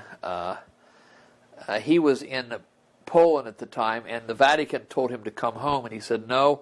He was Pope from 1922 to 1939, so he would have been he would have been in, this is a picture of him as a younger man, but he was in Poland right before he became Pope. They said, come home. He said, no, I can't. The thing's so desperate here, I got to stay here and try to rally the troops and so forth. Give morale to the people by showing them that I'm not fleeing. Well, anyway, they stopped the communists. I found this story when Ratisbon told me about it so unbelievable that I had to go check it out. How could I never have heard of this great victory of Catholic Poland against the communists? Well, I went to the Encyclopedia Britannica, which is kind of an establishment source, certainly not a Catholic source, and they've said in there, it's under Poland in like the 1989 edition, and I can imagine you could find it elsewhere. They've said that basically that defeat on the Vistula River at the hands of the Poles under General Pilsudski ended the hopes of the communists to take over Europe in that generation. Words to that effect. Ended the hopes of Europe to take over, of the communists, ended the hopes of the communists to take over Europe in that generation. Wow. So here's what was going on there. I might fast forward. Many of you heard of the Katyn Forest Massacre, where 15,000 Polish soldiers were marched out and shot in the back of the head by the communists. That was payback for what their fathers did a generation earlier, stopping this communist advance. This was a tremendous defeat for what the communists and the Rothschilds wanted when they lost that battle. And of course, at that time, Bela Kun and the communists in Munich were overthrown, and we're going to get back to Hitler in that regard in a minute. Now, the Rothschilds and the gentlemen Jewish bankers like Rakovsky, Christian Rakovsky, who, again, top-level Jewish Freemason, wanted someone to take over for Lenin. Lenin started to get sick about that time, and they wanted Trotsky to take over, and they wanted someone who would go for world communism right now. Well, what happened is several things happened, and this might have been due to the prayers of the people in the Western world and the free world. Trotsky, at the moment that Lenin was going downhill, got sick, terribly sick in the Crimea, and he was out of commission. He just was sick, and he had intermarried with the Rothschild, Schiff, all the top bankers. He married one of the daughters of the top bankers. He was their man. He was sick. Stalin took Lenin prisoner, basically pretending he was helping him, and poisoned him to death. There's an HBO movie I think it's called Lenin and Stalin, but there's an HBO movie out. It might just be called Stalin, can't remember. And it deals with this in a very historical type of a way. I don't know, it appeared on normal television, it was made by HBO. That's where I saw part of it. You can get it on video, though. I looked it up. I haven't got it, though, but it might be of interest for some people.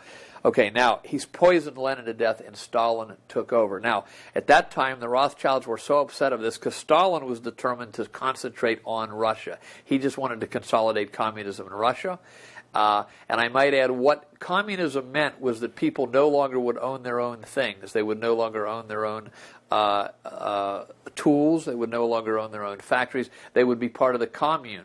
But all these peasants, and Hitler and Stalin, Ratisbon pointed out to me where it said that the communist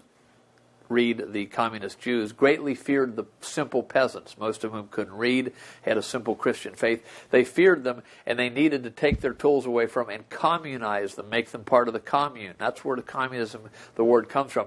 Well, Stalin was the guy when he took over that starved out the Ukrainians, and he went ahead and did this. He did what they thought was almost unthinkable by using brutal tactics. He turned all these proud Ukrainian and Russian farmers into part of the big commune run by this was to be the new paradise that didn't go so well. Now, the Rothschilds and the gentlemen bankers, if you will, the gentlemen conspirators, did not like what Stalin was doing. They wanted an international revolution in the sense of go after everything again, go after Europe right now, and Trotsky was their man.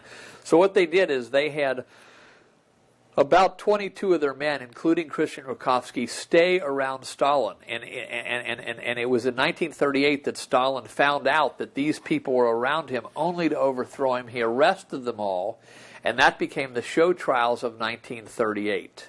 And that's where this thing happens now, where they're going to put on show trial and kill all of these 26 or so people that stayed around Stalin, Christian Rakovsky being one of them.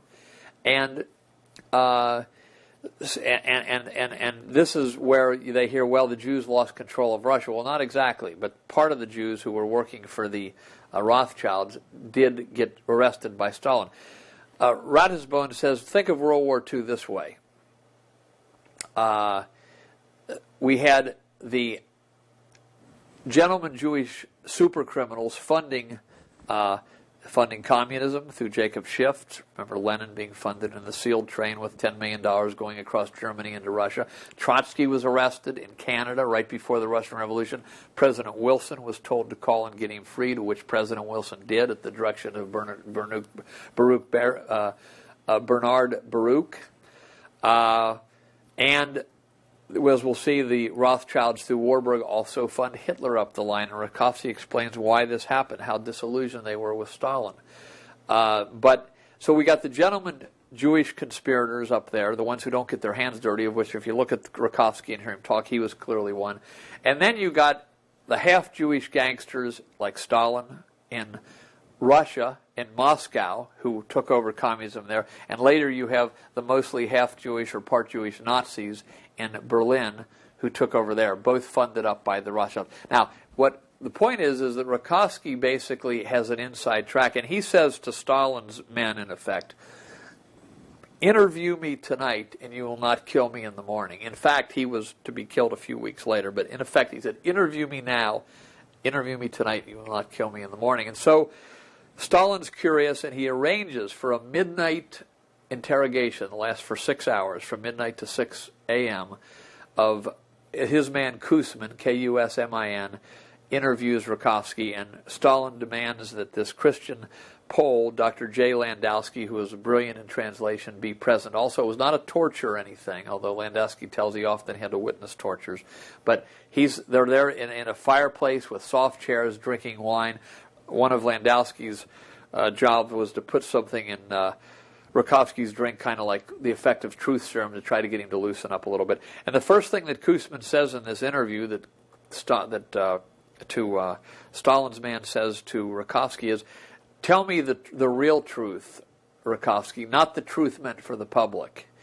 In other words, if you're your life's on the line. Don't forget that your life is on the line if you don't tell us what we need to. So Rakovsky says, look, we became more Stalinist than Stalin to stay around him because we are, them, he calls the bankers them or they are very displeased with Stalin. They look at Stalin as a Bonapartist. And so Ratisbon says, well, what is a Bonapartist? He's looking, and he finally explained to me, he finally figured out what is a Bonapartist. Napoleon was helped up the line by the Jews to break up certain things in Europe then and try to break up the Christian order then. But Napoleon eventually turned on the Jews, and then they turned on him, and he ended up dying on the little island of, I think it was Elbe, off of France. And Napoleon was someone who started out as helped and funded by the Jewish establishment, and he turned on him. And that's why they call Stalin a Bonapartist. He took the help up the line, and then he went on his own program. And they were furious with him. And from 1922 to 1938, they were trying to figure out how to get rid of him and replace him with Trotsky. Now, here comes Stalin, and he's not going for he's not going for it. And incidentally, notice that 2 years after this interview, where Rakovsky spills all these beans, that they were staying around Stalin just to get rid of him and to put Trotsky in, that Stalin then sends somebody out after Trotsky. They find him in Mexico City and kill him at the age of 61 with an ice pick in 1940. That gets all over Life magazine. So that puts the end. Stalin again triumphs over the Rothschilds here. But so Christian Rakovsky is telling them that, look, Stalin was a Bonapartist, so we felt the only people that could create enough confusion and perhaps start a war and overthrow Stalin were the Germans. So then they begin looking around and they find this tremendously gifted orator, Hitler, who they then get behind. Okay, now, and he explains that was the main, and Rakovsky even says in this interview, which is very hard to understand at parts unless you've got somebody who can really be a guide, he says, things went from bad to worse for us from 1922 to 1938. They went from bad to worse. Well, that wasn't how the free world was looking at it. The free world was looking at it like, gee, communism is making such gains, they may take over the whole world soon. So it's interesting to see it from that they weren't making the progress they wanted. Now, at this point, we have to introduce another character in an important book by Douglas Reed called The Prisoner of Ottawa, written by Douglas Reed, the famous historian who wrote The Controversy of Zion, who wrote Far and Wide, who was the London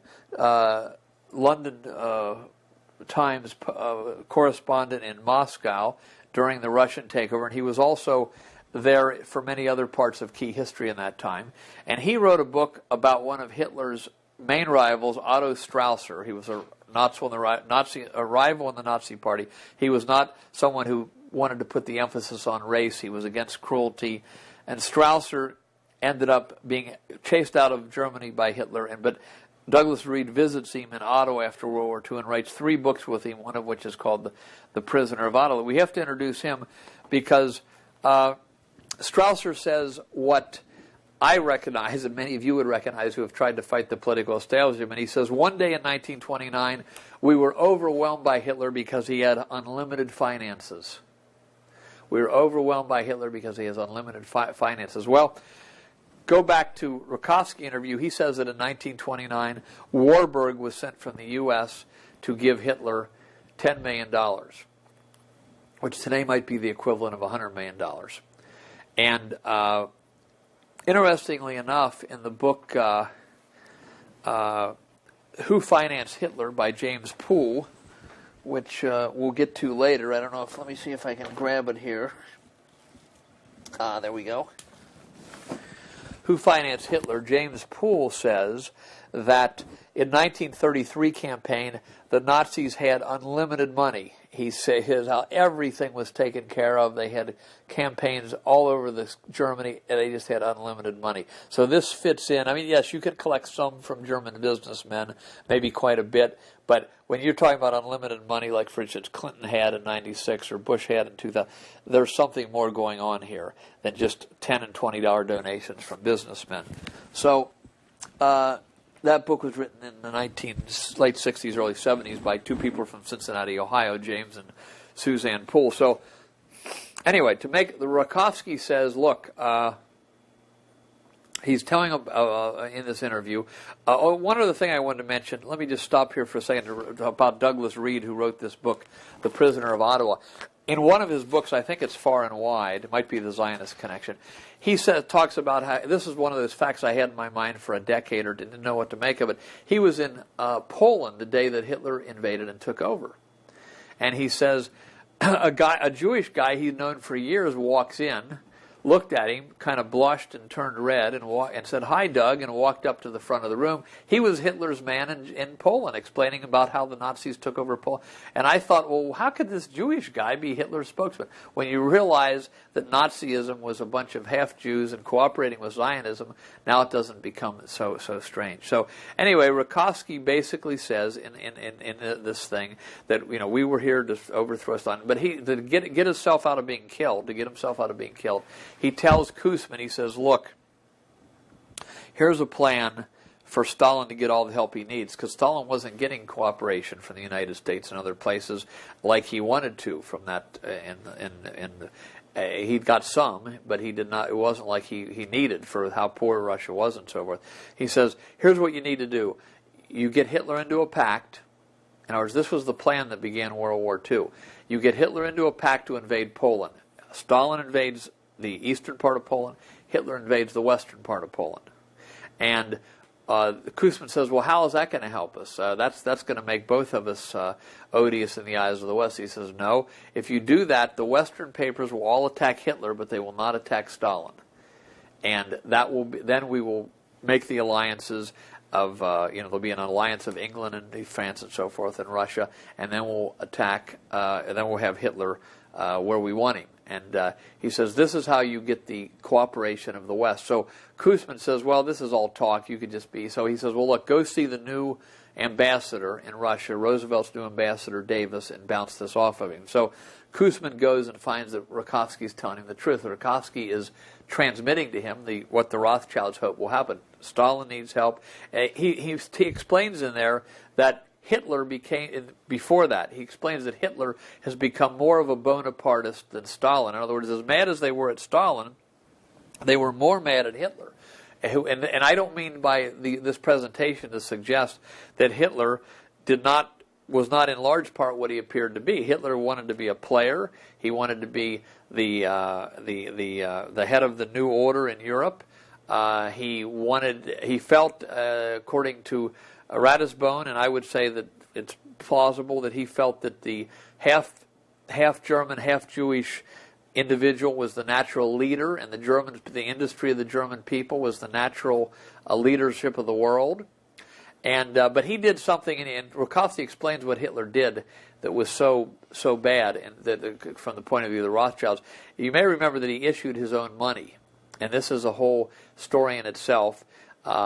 He issued his own money, and Rakovsky says, we don't know how this elemental man found this out.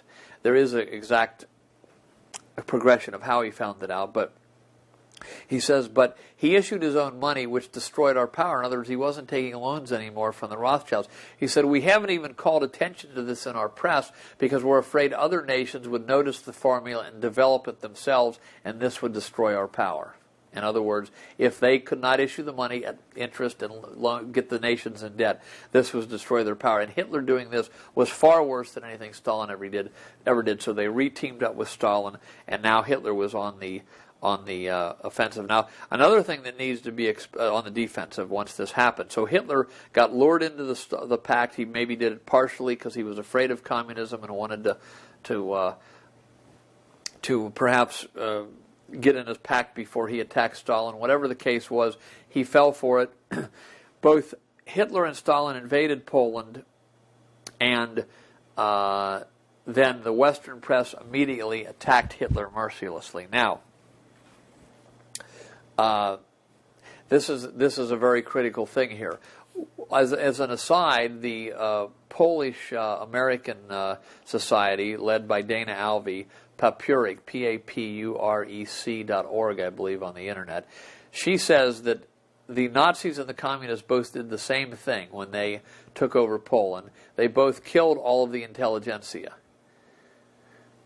So they both acted like a very hostile force to Christianity when they're invading Catholic Poland. So that's just an aside there. But so Hitler now realizes something has gone wrong, and there's another whole aspect to this thing with the Nazis, and that Hitler had a lot of support in England from the Cliveden group, which was a lot of Jewish rich people who had become lords and had gotten themselves into the English aristocracy. He thought he had an understanding. This explains why he let the English Navy go at Dunkirk, where he had them surrounded, could have easily destroyed them, and he didn't. He did not want a knockdown, drag-out war, but when him and Stalin invaded Poland and the Western press only attacked him, Hitler realized that something had gone wrong. This is when Rudolf Hess flew into Europe and flew into England, and the purpose he flew in there in 1942 was to say, what has gone wrong? What went wrong? Is there any way to salvage the deal? And Churchill immediately arrested Hess before he could see anybody. And as you remember, Hess was kept in Spandau prison from 1945 till 1949 for 44 years. And people say, well, why was this done? Well, I'm suggesting we're giving you the reason why this was done. Hess was an example to all the British aristocracy who knew this information. He was an example to anyone in the world who knew this Zionist-Nazi connection and all this background information, that if you speak, you're going to end up dead, or you're going to end up like Rudolf Hess in a prison. To make an example of him in Spandau prison, he was there in a prison that held 300 people. He was in a prison that held 300 people, and he was there all alone for 44 years. And every month, 1 week the United States soldiers marched around Spandau prison, 1 week the Russians, 3rd week the French, 4th week the British. This was a real message to anyone in the world that you better not reveal what it really went on with this part of World War II, or you're going to end up like Rudolf Hess. I've never heard any other explanation for why they kept him in that prison for 44 years with 4 nations guarding him that even remotely made any sense except for this here. So Hitler realized the deal was off, and then World War II went on. I'll just mention in passing that the Rakovsky interview took place when a strange unknown light appeared from Moscow to Alaska. in the exact 6 hours of that interview. In Catholic sources, many of which, myself included, believe that that was the unknown light of Fatima, predicted by Sister Lucy. She said there would be a strange, Fatima was an apparition in 1917, witnessed by 70,000 people, whether people want to believe in it or not. That 70,000 people testified to it, including the secular paper in Poland and Portugal called O Secula. Sister Lucy said an unknown light will appear in the sky before the next great war. She said that about 1922. There was a strange, unexplained light that did not fit the Aurea Borealis that appeared exactly at the time that Rakovsky was being interviewed on July 25th, 1938. And during those 6 hours is when he gave Stalin the idea that grew into World War II 17 months later. Hitler invaded Austria 3 months later. Incidentally, Rakovsky and one other man's life was spared. The other 24 were killed by Stalin. Now, want to get now back to a strange thing in Hitler's life regarding this whole thing. And Rakovsky there gives a lot of insights that it's hard to understand what was happening in World War II without knowing what he said and why the side shifted and all that type of thing. Getting back to Otto Strasser for a minute, prisoner of Otto, one of the things he says in there, he says to read that 3 things in Hitler's history need to be studied. 1, his murky origins.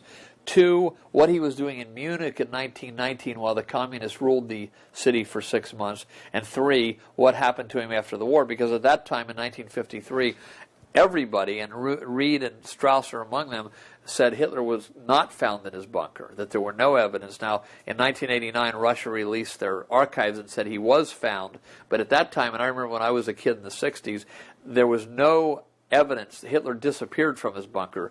That's another subject we're not going to get into here, but don't have time. But Strasser said that Hitler was in Munich for the 6 months that the communists ruled Munich. Okay, now,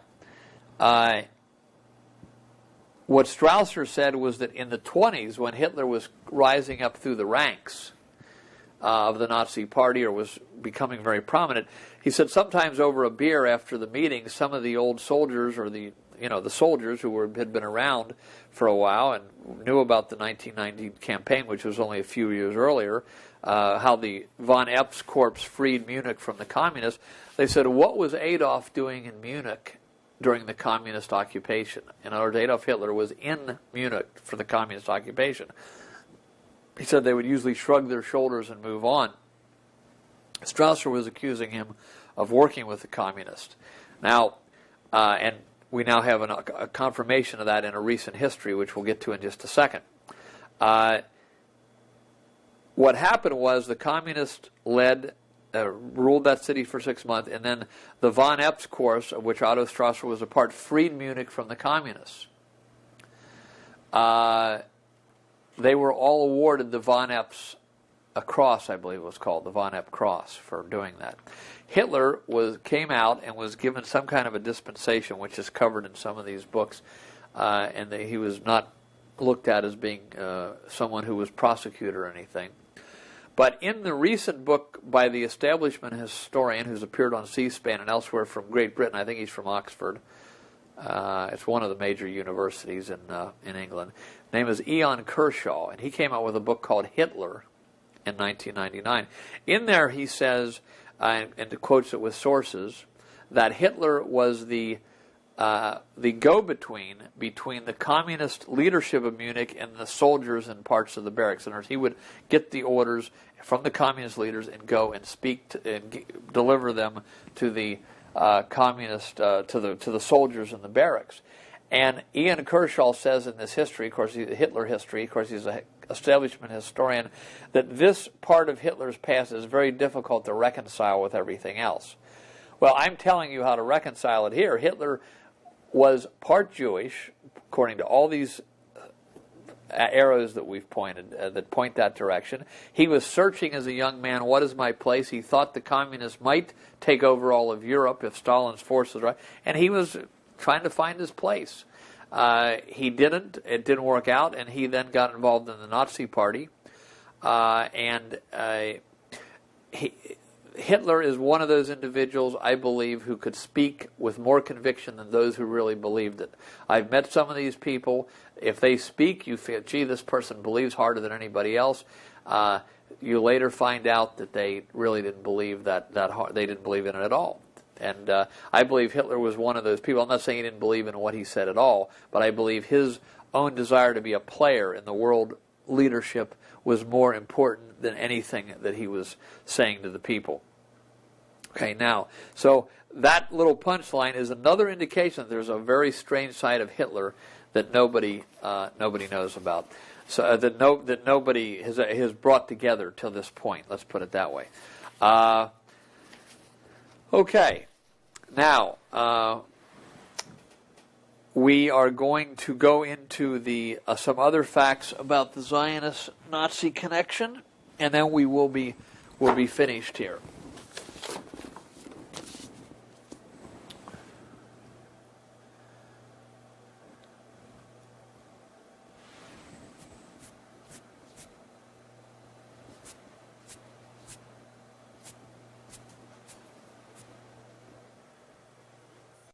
Okay, now, let me make one general statement here.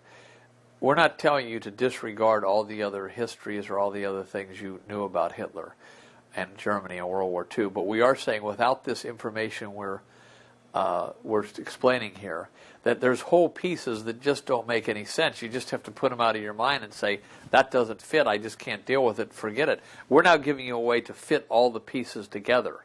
Even though we may not be able to get into, for instance, the Holocaust and so forth to a sufficient level in this tape, but all the pieces fit when you have this piece of Hitler's part Jewishness, his cooperation in accepting a deal from the international bankers, and what all happened from there. Now, going here to the House of Nazi, which is a book that we got from Interlibrary Loan that is mentioned by Nor Davis in his Star Wars series in the 80s. Sure enough, here's a book. Has to do with the House of Nazi, very close incidentally to Nazi, N-A-S-I, of Joseph of Nazi of the 16th century. Believe it or not, one of the things in this book, and this is kind of a book by Jews, written for Jews, because it says the publication of this volume by the Jewish Publication Society of America was made possible by the so on and so forth. Now, what they say in this book is that in the 1550s, 1560s, Joseph of Nazi, who was like the prince of all world, must have been a very charismatic guy, the prince of worldwide Jewry at that time, was trying the first transfer agreement. He was trying to find a way to get the Jews back to Palestine, where they had been scattered at the time that the Roman Temple was destroyed in 70 A.D. And what he did is, and if my memory serves correct, he made a deal with the ruler of Crete. He made it. He with a lot of intrigue, he and his followers pushed a guy to be head of Crete. The deal was that when this guy became head of Crete, he would persecute the Jews, and Joseph of Nazi would have a way for them to get to Palestine so that they could try to resettle in Palestine. Same thing we're saying happened with Hitler 400 years later. It didn't work that well. There wasn't modern communications. They couldn't move that many people. A lot of things got in the way. Christendom was strong men.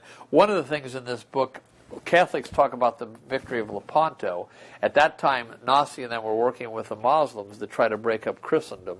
And a great victory in Catholic history is in 1571 in Lepanto, when the Christian forces won a great naval battle against the Muslims. Well, this was Pope St. Pius V was Pope then. It was a great victory. In this book it says that the leaders of the Jews then, Joseph of Nazi, talk about the unmitigated disaster of Lepanto. So they were hoping that the Muslim forces would break up Christendom to help give the Jews more influence in Europe. Didn't work out that way, but that's some of the stuff in this book. The reason I bring it up, you can get the whole book for anything. I'm giving you these sources so you can check these things for yourselves rather than just believe my quick few sentence synopsis of it. And I'm not saying it's impossible. I have a shading or a emphasis wrong here or there. We're trying to lead people into legitimate research here. The House of Nazi is a book that talks about this first attempt at a transfer agreement and working with a leader who would persecute the everyday Jews to try to scare them out of a place and get them down back to Palestine. Okay, now, let's move from there to the modern transfer agreement. We put this up. This is only, I don't have this book. This book is easily available on Amazon. It's, again, by Edwin Black. This is the modern transfer agreement. We explained it already, where there was a deal between Zionist company in Palestine at that time, Havre, and the Nazis to ship German goods through the Zionists so they could make a profit. They made tens of millions that way towards the preparation of the takeover of Palestine. I contend this had to be the fulfillment of the deal that Hitler took for accepting the funding. Whether Hitler planned to overthrow the Rothschilds and that eventually, maybe he did. We're just saying this explains what happened. So that was a very important transfer agreement. Big book here. It's about 400 pages and very important reading.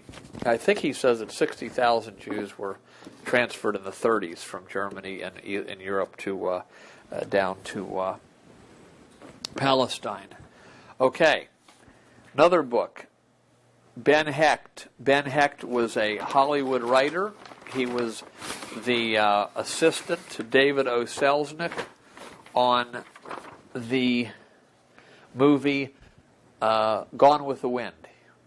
Ben Hecht, if you ever see the movie From Here to Eternity, his name appears on the screen near the beginning of the movie as big as the screen itself as the screenwriter. He's a very brilliant writer. This book is a very intriguing book. I don't agree with his position, but he was a committed Zionist, a Hollywood producer and writer, screenwriter, raising money to help the Irgun, which was like the front force freedom fighters or terrorists, whichever side you're on, of the founding of Israel.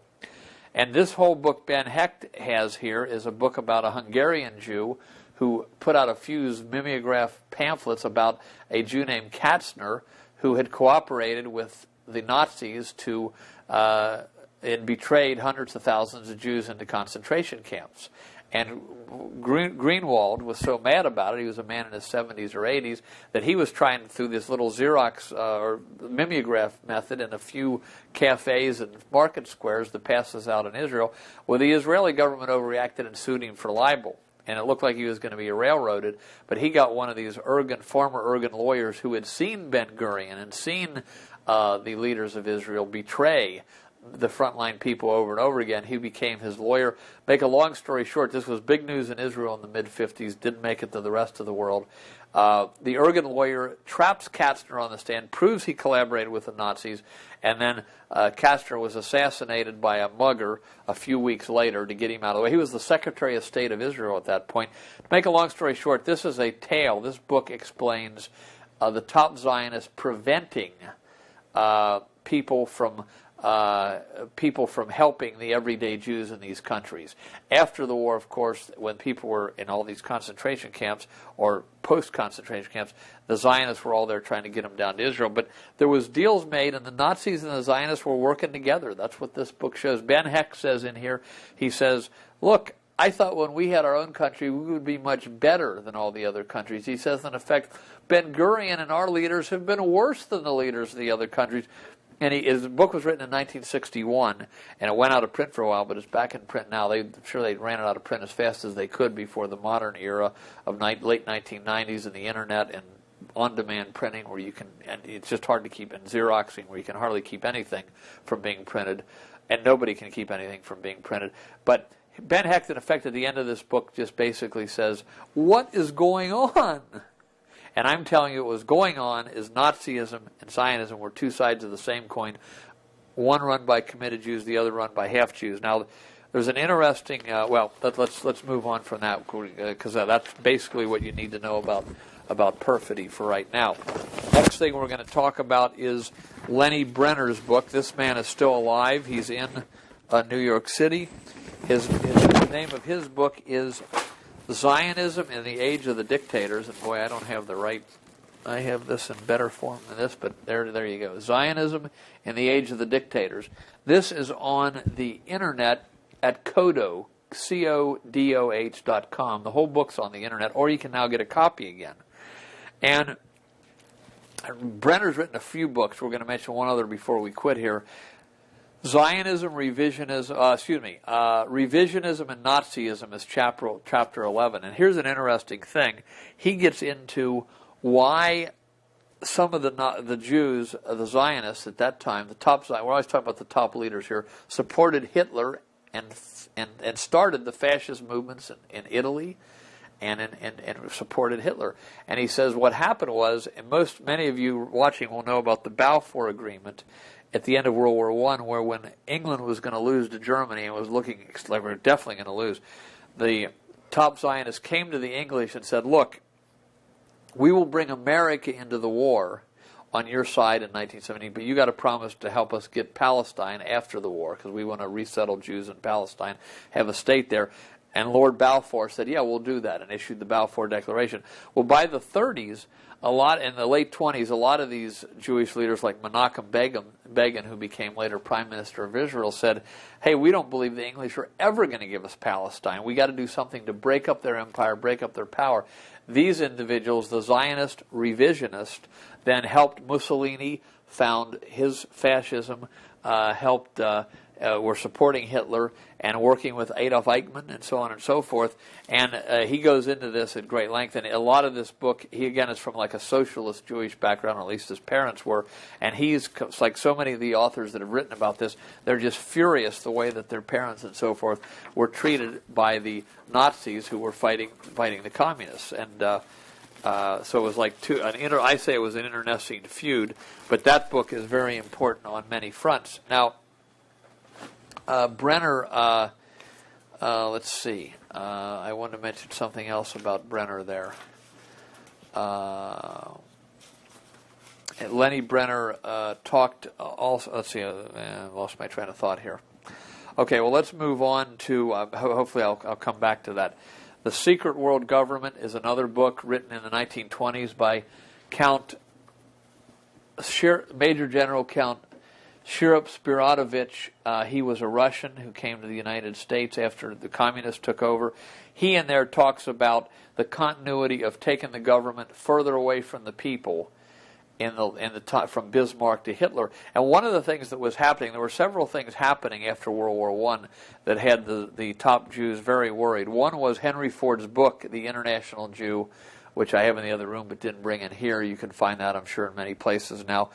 The International Jew by Henry Ford was being translated into many languages and spread across Europe and the world and America because the Jewish hand in the Communist Revolution was so noticeable.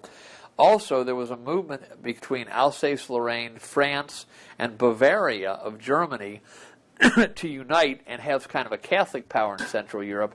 Hitler was arrested for one time, a man that was advocating this unity of the Catholic states. He went up and punched the guy in the face and spent some time in prison because Hitler was in this movement of primarily Jewish-backed movement, as Spiridovich had said. All the Jews that were around Bismarck, and others have said this too. It was in one of the other books we referred to earlier, and the other leaders, Wilhelm, all the Jewish advisors, all the German constitutions, trying to get this centralized government of all the Germanic people. Hitler realized that Catholic Renaissance around the Habsburg dynasty would have derailed this. So in 1920 or so, or 23, he ran up and hit somebody in the face during a big hall meeting who was advocating this, and that's some of that is recounted. That type of history is recounted in this book, The Hidden Hand by Count Spiridovich. We already mentioned as far as Hitler's funding. Let me again remind you. Who Financed Hitler has a lot of I can put it here, Who Financed Hitler, and then another book by another great researcher, Wall Street and the Rise of Hitler by Anthony Sutton. Anthony Sutton also passed away recently, but here you'll find a lot of the American firms and the companies that were helping the Nazis do their job, and this is very solid documentation. This book is actually it's condensed from much longer research that Sutton did. Okay, we're going to mention just a few more books, and then we're going to sum up here. Where in the world did that? Let's see. I need to find one other thing here. Okay, The War Against the Jews by Lucy Davidovich. In here, she and she documents that many of the Jewish leaders in America were wanting to establish the Palestinian state so badly, the Jewish state in Palestine, that they did not intervene. They claimed the Vatican didn't intervene. They didn't intervene at all they didn't intervene at all to help a lot of the Jews who were being rounded up by the Nazis, which again I say is two sides of the same coin, because they wanted the persecution so they could prove that they needed the Jewish state. They wanted to prove persecution. She documents that Wise and Rabbi Wise and a lot of other prominent Jews in Congress and elsewhere did not help. Another book is the here's a very important pamphlet about the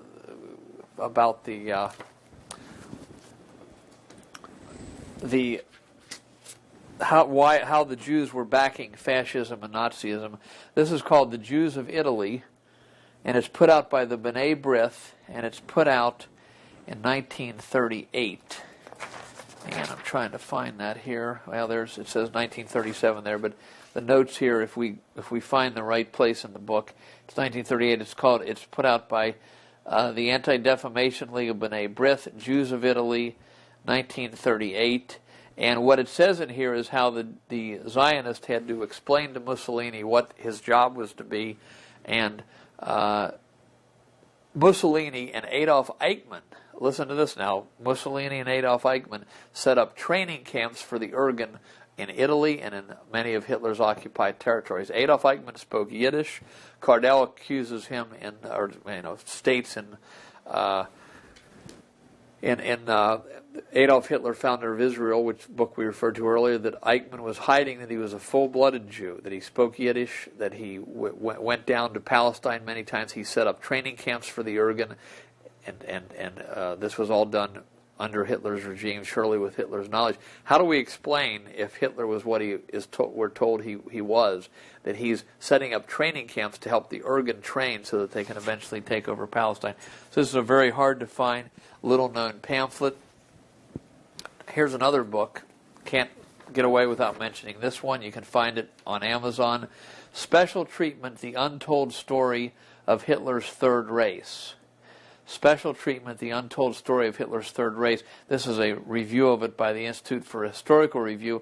It was written by a fellow named, excuse me, I have to look at it here, written by a fellow named Alan Abrams, and this is about all of the half-Jews that Hitler classified as Germans, Hitler and the Nazis classified as Germans. Either in the review or in the book, somebody says, I think it was in the book, the guy in confusion says, gee, if Hitler hadn't protected all these half-Jews, all the Jews might have been wiped out, something to that effect. The guy obviously not understanding what was going on. Hitler, I'm asserting here, felt that the half-Jews and half-Germans were the natural leaders of mankind, and the industry of the German people filled out the leadership of mankind, and he would be the leader of it all. So, very important book there. Probably most people have not heard of that. Criminal Politics did 3 articles. That's an article, a magazine put out by L.T. Patterson. He had 3 issues. This one from March 1998, Zionist-Nazi Collaboration by Eustace Mullins. All of those are very Zionist-Nazi collaboration from February 1998. And he had another magazine, all very interesting information in there. Take too long to go into here. For this whole period and the struggle for world power, we might want to use the term globalist Zionists, which was just given to me, to explain these people who were collaborating with the top Nazis. A book to get, I don't know if I can put my hands on it here, but it's called The Controversy of Zion. Do I have it? I don't know, but you can remember the title, hopefully. Let's see if it's down here. Okay, The Controversy of Zion. It's here, but I can't find it. It's written by Douglas Reed, and that gives you a lot of the history. That gives you a lot of history of that period. The Abandonment of the Jews. Can I find that?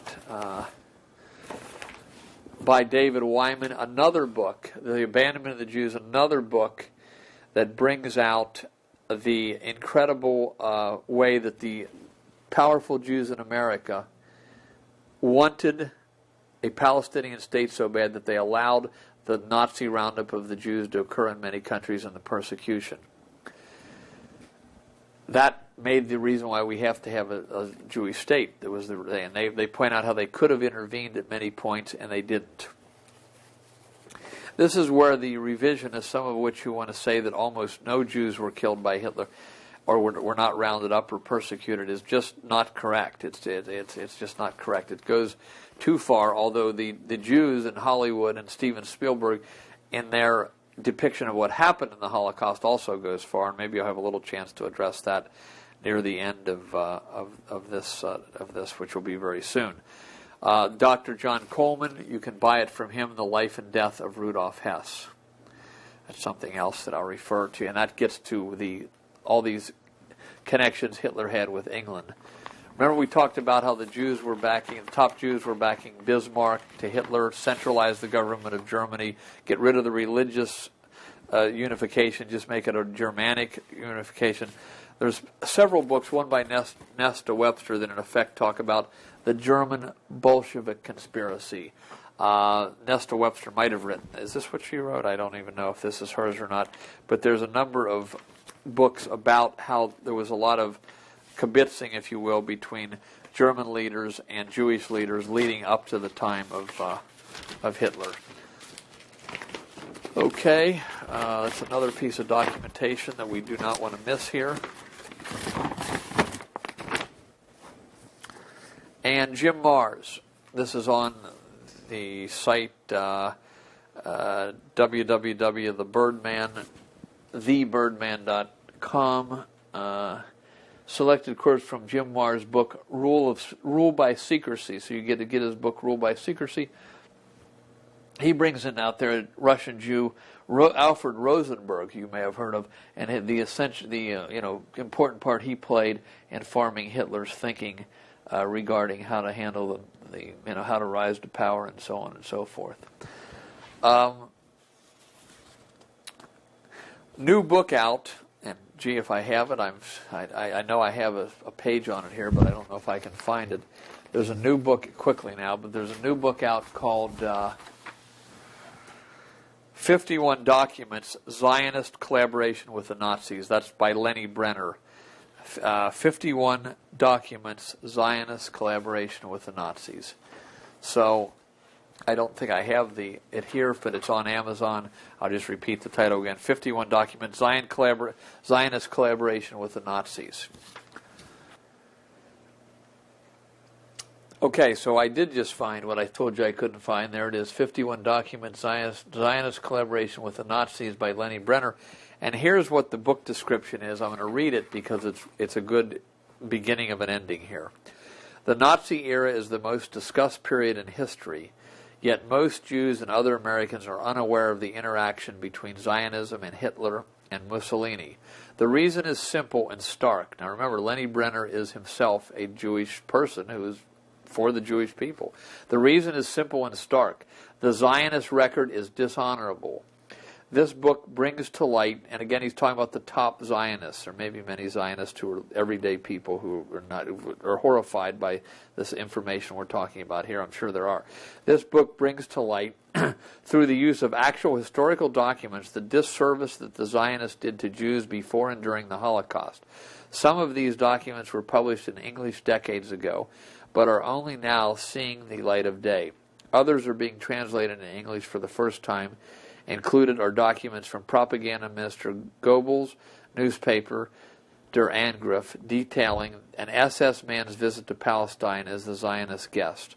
Readers will also learn about Adolf Eichmann's account of his personal dealings with the Hungarian Zionist Rezno Katzner. That's the guy in Perfidy by Ben Hecht, who was fingered by the old Jewish guy Martin Grunwald and was found guilty and then assassinated, who was the Secretary of State of Israel in the 50s. Anyway, Eichmann was cooperating with Rezno Katzner, who was later assassinated in Israel as a Nazi collaborator who betrayed 400,000 Hungarian Jews. Also revealed as pro-Zionist propaganda put out by the Nazis, such as a medal for getting Jews to Palestine and a Nazi board game where the object is to move Jews to Palestine. The documents contained in this book were selected with due care so that a rounded picture of history emerges. The author concludes that Zionism betrayed the Jews, and the evidence that led him to that conclusion is contained in this book. This book shows that the consequences of Zionism demand exposure. About the author.